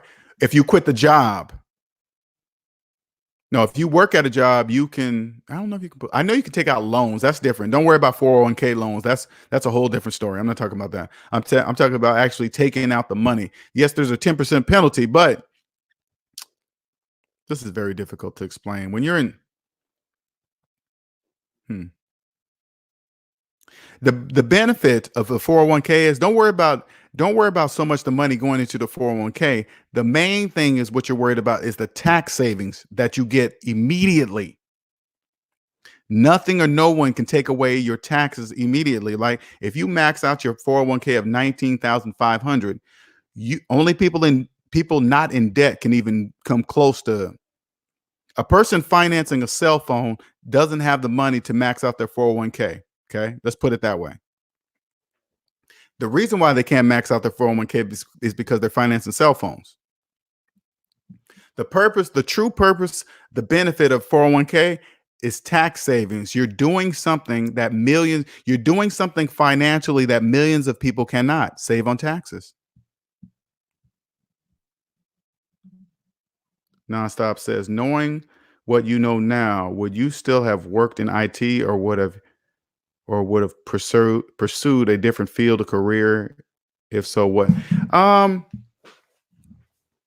that's really hard to call, but I would have still got into IT. I still would have because I enjoyed the computer industry. I really did enjoy it. I enjoyed it. I enjoyed it. So, but I probably would have only worked for like 10 years.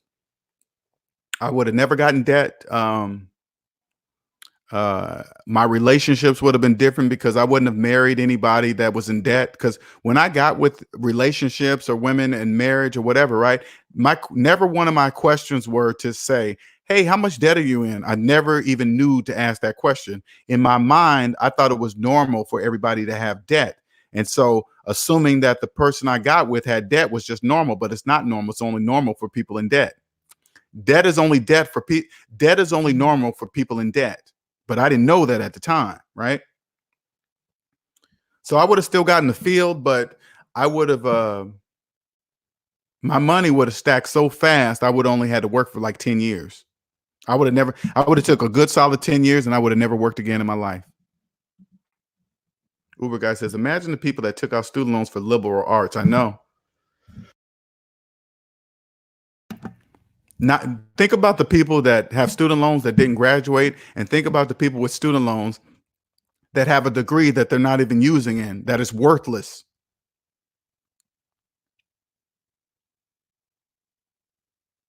You think they're getting rid of that many slaves? No, they're not. They're not. That's never happening. James Hawley says, tax plan hurt me. I am no longer claiming itemized deductions for home offers or driving reimbursement mileage. I mean, put it like this, James. I wouldn't even want to be involved with taxes like that. I just know how to pick the tax person that's going to get me everything I need to know legally. Just as passionate as I am with helping people out of debt, I'm going to find a tax person just as passionate about taxes. I know it's hard to believe that there are people passionate about taxes, but they do exist. Okay. You ask to see their personal credit report. If their personal credit report looks like your personal credit report, they're in that job because it's their passion. They're choosing to be there. Okay. But if they're in hundreds of thousands of dollars worth of student loan debt, they're there because they have to be there. So try not to. Once my business starts to grow, you think I'm gonna be worried about taxes? I'm not gonna be. I'm gonna just pick the right person that's gonna know how to do the taxes the way I want them done. I want them done 100% legally. Don't you hide a dollar. You look for every single legal tax deduction, pre-tax option I can get. Nonstop Dre says, "What sources do you use to learn about taxes? Where should I start to learn?" I mean, for personally, you can just do you can do TurboTax. You know, if you have a regular job, you're in debt, TurboTax will work perfectly for you. It will work perfectly. You don't need nothing fancy. You don't need, but once you get out of debt and you decide to start a business, oh yeah, you get an excellent tax person.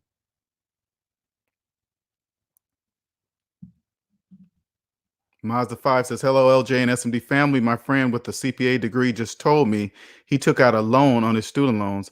I was sick to hear it." See what I'm saying? Just told me he took out a loan on his student loans. Now, let me make sure this is clear so people understand. I'm not saying, if they read this wrong, I'm not saying don't take out student loans to get your degree. I'm just saying pay it back in the same time you took it out. So if you went to get a 2-year CPA degree and you took out student loans, take 2 years of your life to pay it back, not a day longer than 2 years than you actually went to school. That's all I'm saying. But if I have a CPA person that has student loans older than their children, they are no longer my CPA person. That doesn't make any sense. You mean to tell me you're trained to balance books and you haven't even balanced your own finances? That tells me you haven't even invested in yourself. And I'm gonna trust you with my money? No, I'm not. No, I'm not.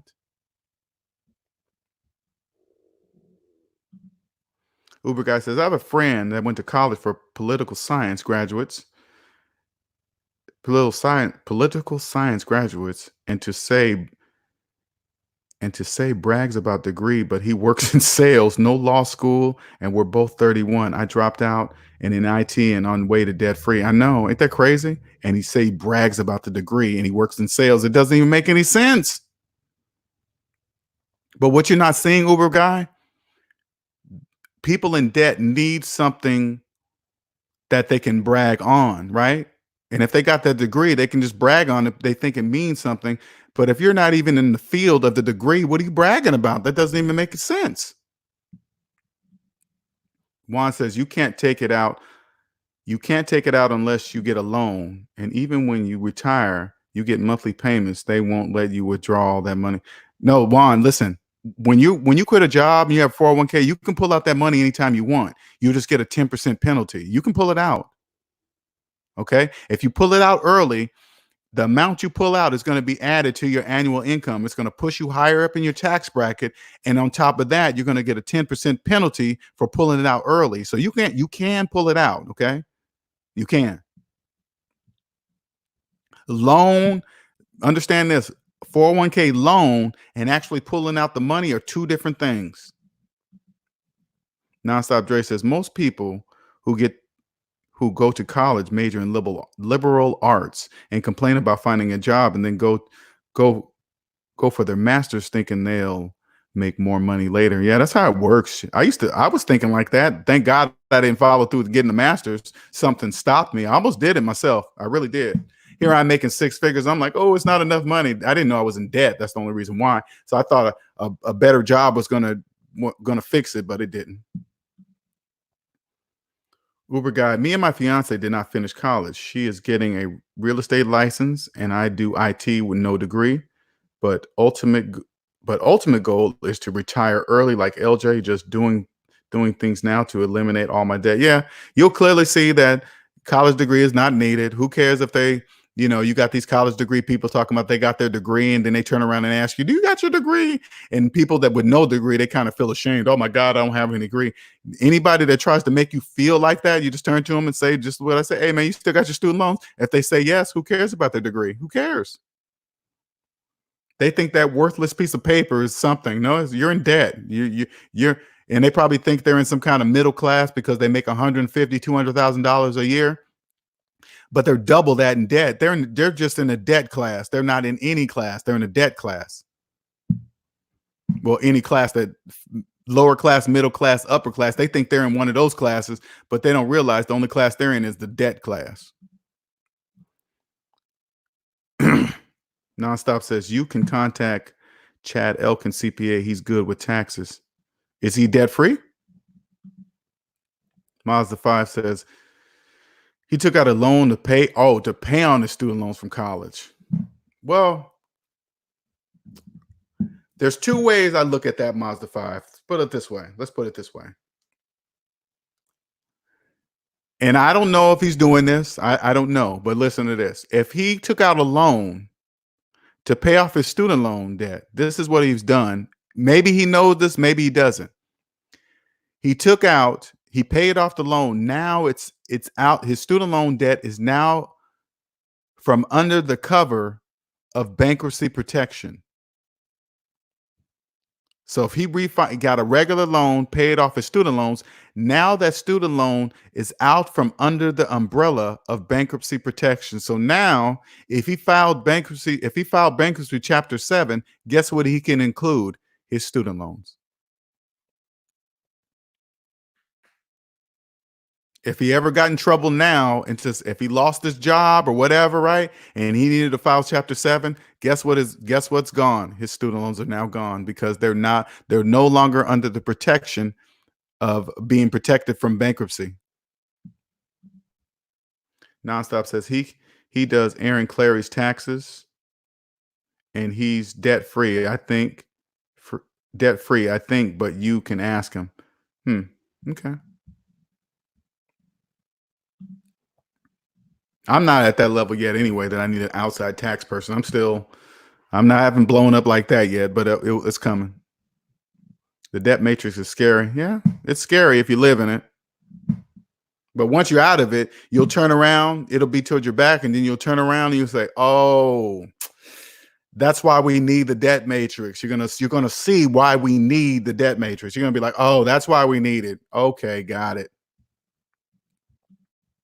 Some single mothers can carry a lot of debt. Don't categorize anybody. It's everybody. Don't fall for single mothers, aged millennials, Gen X, and all this other stuff. Those are just things that keep you guys distracted. Debt doesn't care who you are. Juan says that's why I say don't put no money in a 401k at all. I'd rather save that money and get.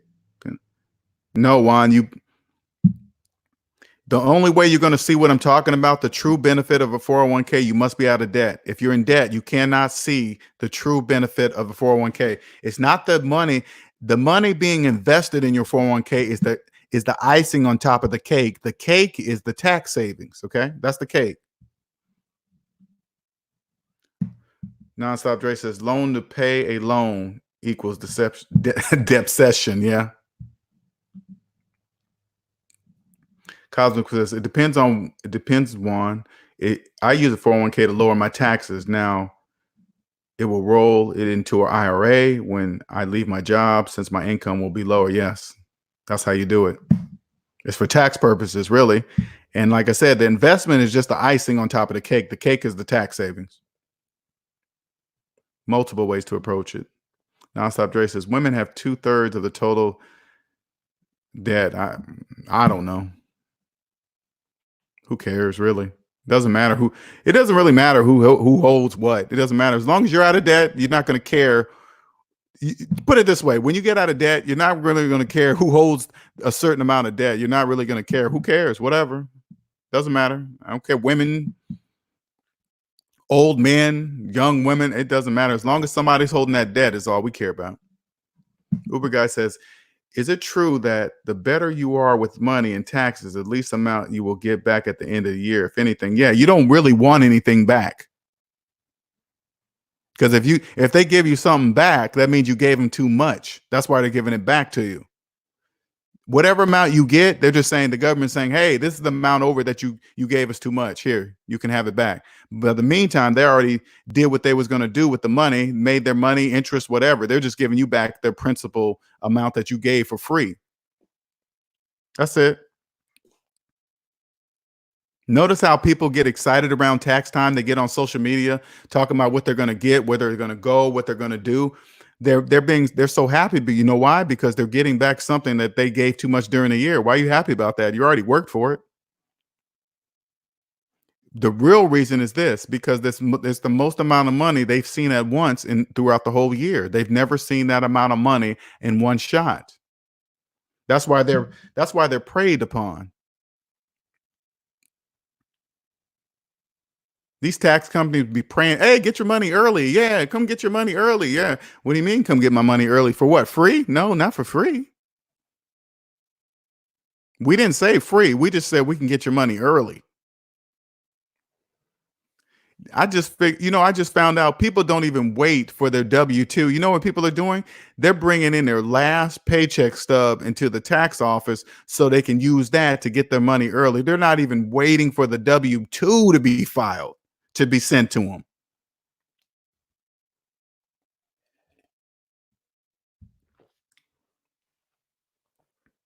Ain't that crazy? They're not even waiting for their W-2.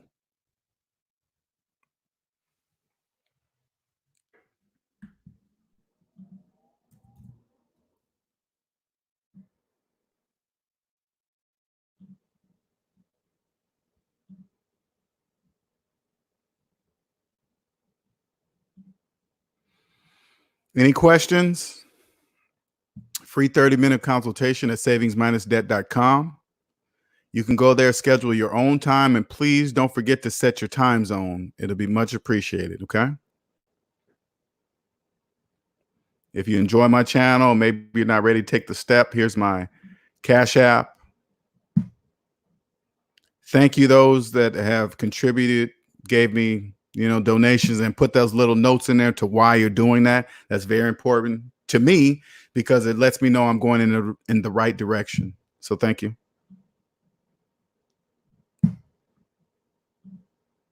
Cosmic says, wow, LJ, that's crazy. Not even waiting for no, they're not even. When I discovered that, Cosmic, when I found out people are not even waiting for the W-2, they're bringing in their last paycheck stub, which that has all their yearly information, and bringing in, and then they give them their money early, of course, for a fee.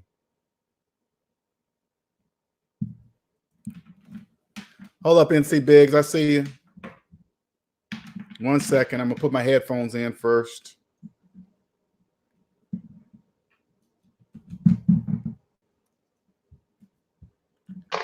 Go ahead. Hey, what's going on, LJ? I just wanted to ask you a question, more so in my situation.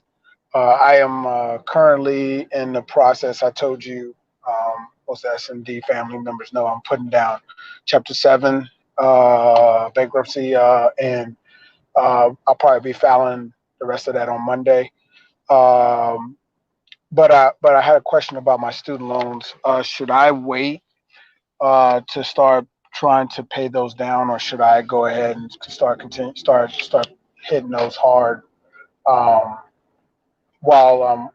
until I'm approved for the Chapter 7, or should I just go ahead and hit them hard now as soon as possible?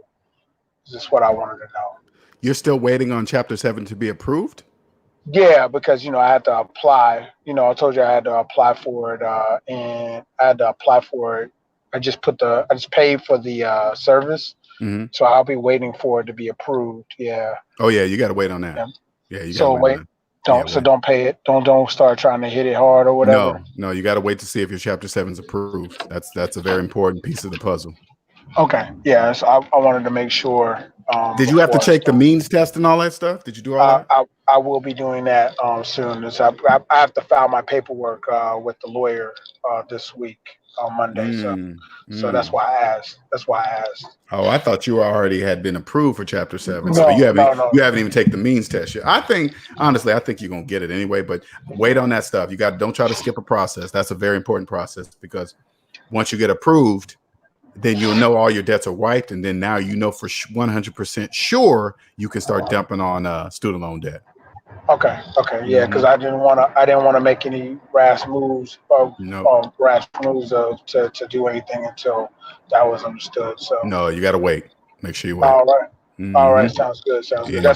That's what I was really concerned about today. Oh yeah. Oh yeah. Yeah. Well, that's all I have for you, El. Okay. I'll make it quick and sweet, man. Thank you. Yeah, you're welcome, man. Thanks for jumping on. All right, no problem. Later.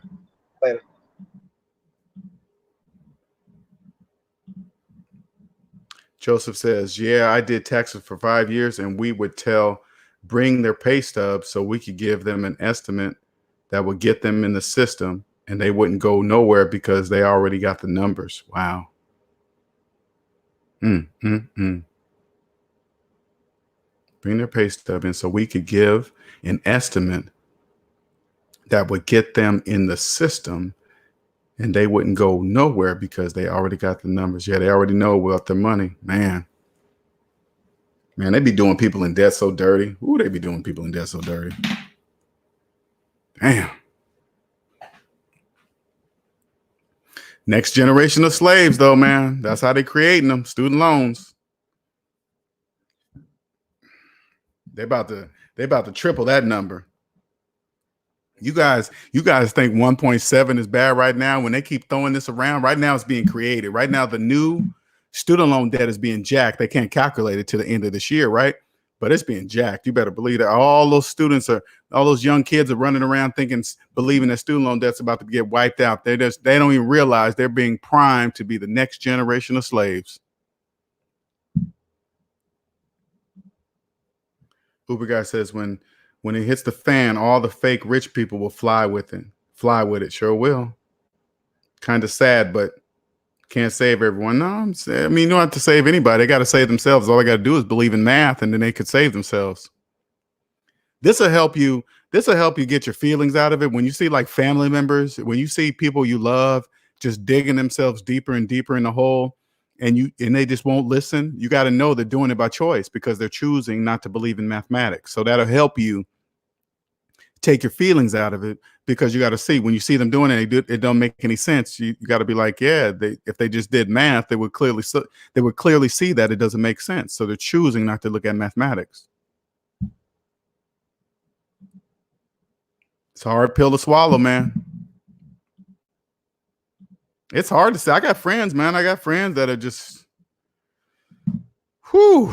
If you saw the life on Facebook, you would swear that they got to be debt free with money. You would see it. You'd be like, oh man, for them to go on a vacation and buy these cars and do all this, they must be financially free. No, they're not. No, they're not. They're doing it with 15-year-old student loans. The funny thing is this is funny to me. I ain't gonna lie. This is funny. I mean, like every couple years, they would tell me, "Oh man, I'm paying down more. I'm paying more down on my student loan." I just want to go, man. You've been having that student loan for 15 years. What are you talking about? You paying it down? I've been seeing you go on vacations, cruises, and all that stuff, and you're paying down your student loans. It's mathematically impossible to pay down your student loans and go on vacation at the same time. You can't do that. Only people in debt believe they have choices to do such things. People in debt really believe they have the choice between paying off student loan debt and going on vacation. Only people in debt believe that. Only people in student loan debt, believe that they have the choice between buying a car or paying a student loan debt off. Only people in debt believe they have a choice.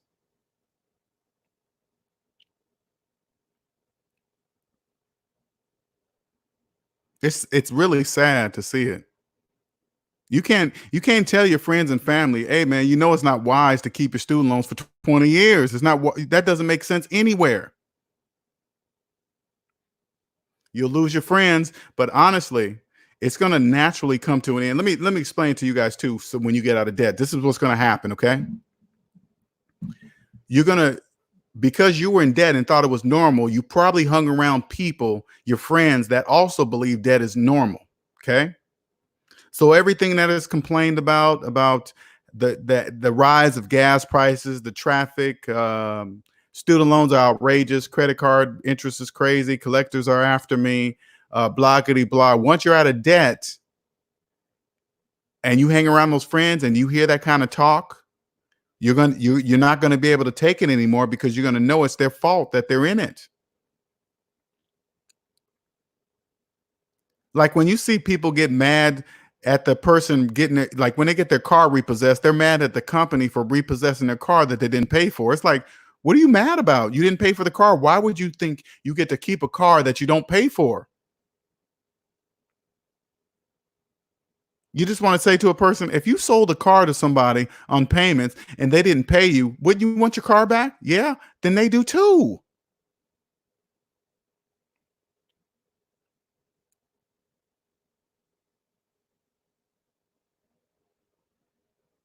Next generation of slaves. Because you know what, a parent that keeps their student loans for 20 years, guess what they're gonna tell their children? Oh, it's okay. I did it. The payments are small. They don't really bother you. They don't come after this. They'll make up all the reasons why they're in student loan debt. The kid don't know that it's not normal to keep student loans for 20 years. They don't know that because their parents are doing it. I like that, Cosmic. Your net worth is your network. Pick wisely. Yes. Once you get out of debt, you're only going to associate with people that are not in debt too. It's just a natural process, because you're not going to want to hear somebody talk about their collections or struggling to make their phone payment, or you're not going to be around that, especially when you see somebody, for example, talking about student loan debt is high, but they're driving a new Cadillac Escalade that they're making payments on. It doesn't make sense. They're complaining about student loan debt, but yet they got the latest and greatest cell phone in their hand that they just financed, but they can't figure out, but they're complaining about student loan debt. It doesn't make any sense.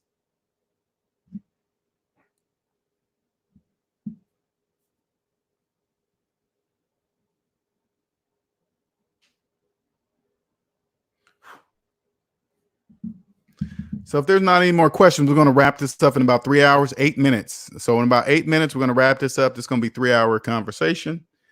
Q&A Sundays. Any other questions while we're waiting on this last 8 minutes? There's the link if you want to jump in. If you have a question for me, anything to do with personal finances, I have the answer. You see that? You see the picture in the middle of the screen? That's what I literally feel like right now. I feel like a Picasso painting.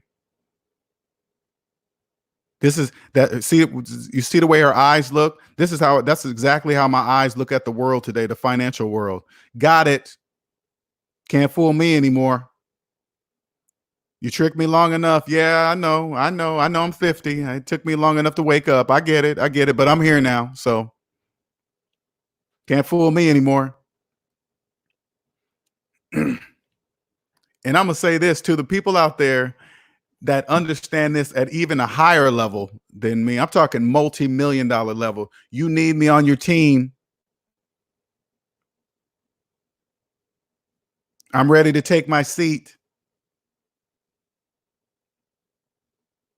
I'll be a useful asset. Whatever you're building, it doesn't matter.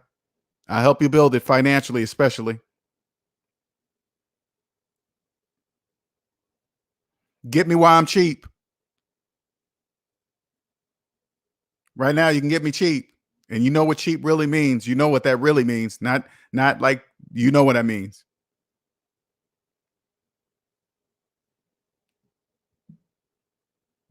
Because there is no stopping me.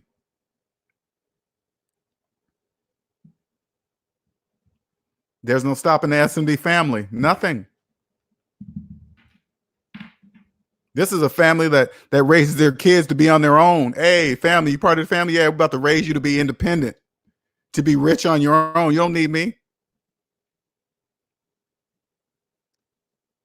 What we do is take the bottle. They come into the SMD family. They get force fed a bottle till one day they don't need the bottle no more. They're going to be like, hey, I don't need that bottle anymore. You're right. You're on your own. See you later.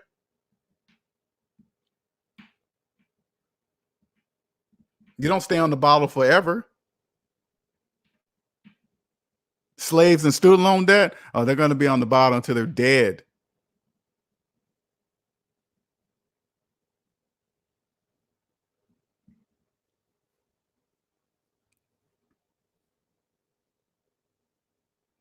You need me on that team. I know you hear me. People think I'd be joking when I talk about the only job I could probably accept right now is working for the Federal Reserve. I mean that. I mean that.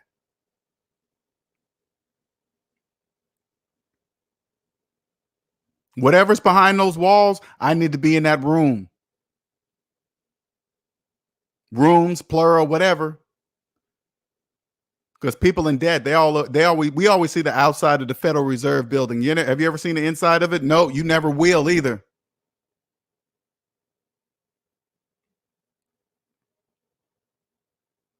That's my place. That's where I need to be. Whatever's back there.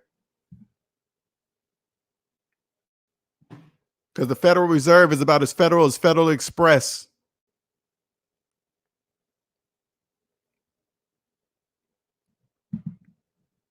We got about 4 minutes. Anybody want to jump on? Any questions?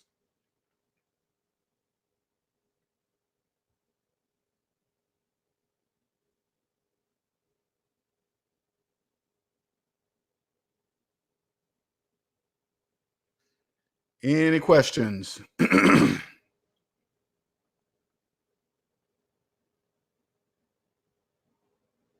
Any questions? We're going to wrap this up in about 4 minutes. Okay.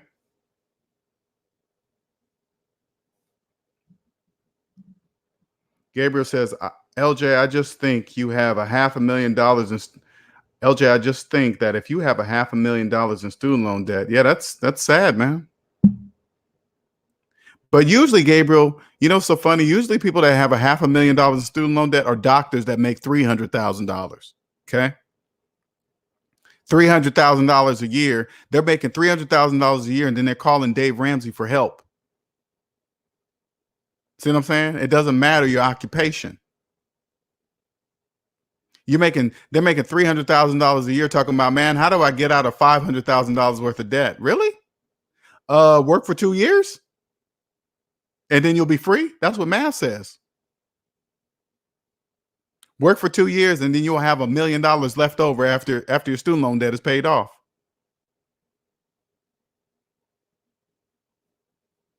That seems like absolute simple math to me. I'm in $500,000 worth of debt. How much you make? $300,000 a year. Okay, if you work 2 years, you could pay off your student loan debt and have $1 million left over. What do you mean? That's how you do it. Well, it's not that simple. Yes, it is. What do you mean? It's not that simple. That's what math says. I just did the math in front of you. Well, it's not that simple.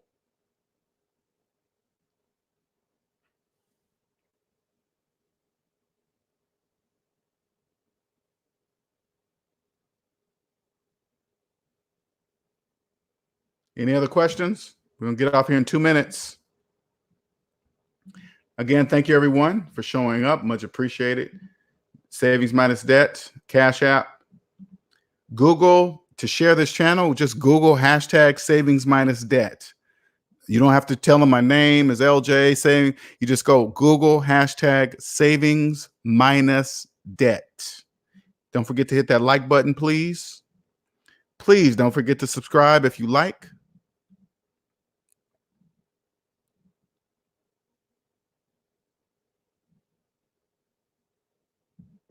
Uber guy says, yeah, paycheck stack when your debt is gone. Man, they stack so fast. Ooh, your check stacked so fast. I was so angry. Ooh, my check stacked fast. And I was angry because I realized how easy and fast it was to make money. That's why I was angry. Oh, yeah. You can see it coming, Uber guy. I can tell by the way you're talking. It's coming. Yeah, Dark Man, you came on late. We're about to finish up. We're about 3 hours. We're down to 30 seconds. All right, you guys have a wonderful, wonderful day, wonderful Sunday. All right. I forgot today was Sunday too. Sure forgot. You guys have a wonderful Sunday. Enjoy the rest of your day. It's beautiful here in sunny South Carolina. Have a good day.